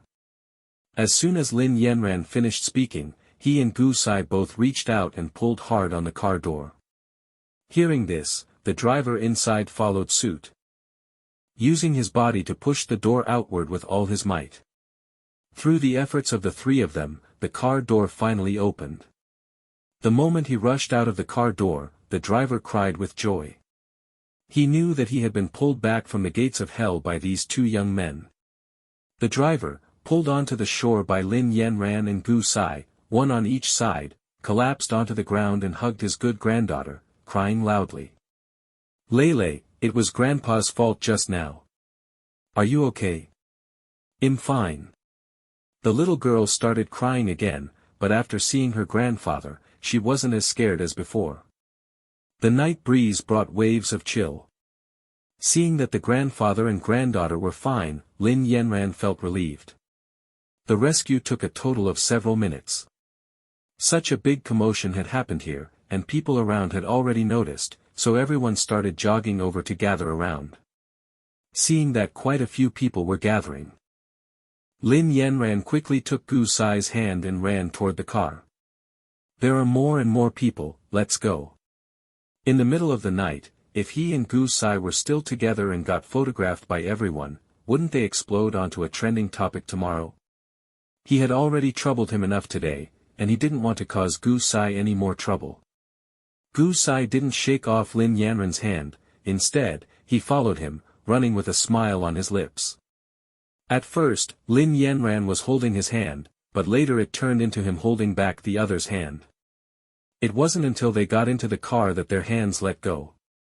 Lin Yanran, who hadn't realized anything about holding hands just now, looked out the window and let out a sigh of relief when he saw that everyone's attention was on the car still soaking in the water. No one should have filmed us just now, right? Gu Sai glanced at the hand that had just been tightly clasped with Lin Yanran's and smiled gently. So afraid of being rumored to be in a relationship with me? Lin Yanran shook his head, then tugged at the collar of his soaked shirt. He didn't want the soaked clothes sticking to his skin, the sticky feeling made him very uncomfortable. So Lin Yanran lowered his head and answered while tidying his clothes, "My audience appeal and reputation are very poor. If you are still with me this late, I'm afraid your fans will scold you if they see it. It's not that I'm afraid people will scold me for clout chasing, but that I'm afraid others will scold you." Only one word of difference, but the point of concern was different. Gu Sai understood what Lin Yanran meant, but he didn't respond, his gaze falling on Lin Yanran. The other person was already beautiful. At this moment, his hair was soaking wet, and even his eyelashes were adorned with a few water droplets. Lowering his eyes to tidy his clothes, he looked pitiful and as good-looking as a fragile yet beautiful porcelain doll. But after a brief contact, Gu Sai knew that this porcelain doll was beautiful but not fragile, his heart was firm and strong. Gu Sai resisted the urge to wipe the water droplets from his eyelashes, shifted his gaze away gently, and said with a low laugh, "It's okay, I'm not afraid." Half an hour later, Gu Sai dropped Lin Yanran off at the entrance of his residential complex. "Teacher Gu, do you want to go to my place to change clothes first?" Lin Yanran looked at Gu Sai, who was soaking wet like a drowned rat just like him, and thinking that wearing such wet clothes was really uncomfortable, he asked him. Although he knew that inviting him like this seemed a bit inappropriate, thinking about the friendship of saving people together, he felt it was probably fine. Gu Sai smiled at him gentlemanly, "No need, my home isn't far either. You should go back and take a shower first. Don't catch a cold." Since he said so, Lin Yanran couldn't say anything else. He said goodbye to him and then opened the door to get out of the car. Just as the car door was about to close, he heard Gu Sai behind him say to him again, "There is no filming task tomorrow, get some good rest." Watching Lin Yanran's back completely disappear into the night, Gu Sai restarted the car. After taking a long detour, he finally returned home. While Gu Sai and Lin Yanran were saving people, the internet was in an uproar over the necklace matter. After the program was recorded, a staff member went to a forum to spill the beans, telling everyone about the matter between Xian Han and Lin Yanran. But because this incident was just too magical, and there was no video or photo evidence, the vast majority of people did not believe this was true. Especially Xian Han's fans, who directly pointed out that this was Yanran deliberately hyping things up, making up stories to smear their Hanin while whitewashing himself. Thus, those mocking Xian Han and those scolding Lin Yanran, fans and antis alike, all held their own opinions, and the argument was endless. After returning home, Lin Yanran quickly took a hot shower, then washed all his wet clothes and hung them up to dry before going to sleep. The program recording had gone on until night, and with the commute and the diving rescue, by the time he finished all of this, it was nearly 5 in the morning before Lin Yanran was able to fall asleep. The result of staying up late was that his biological clock didn't work, and Lin Yanran didn't wake up until almost 12 o'clock the next day. He did wake up, but he didn't wake up naturally, he was woken up by a phone call. The call was from the Super Idol program production team.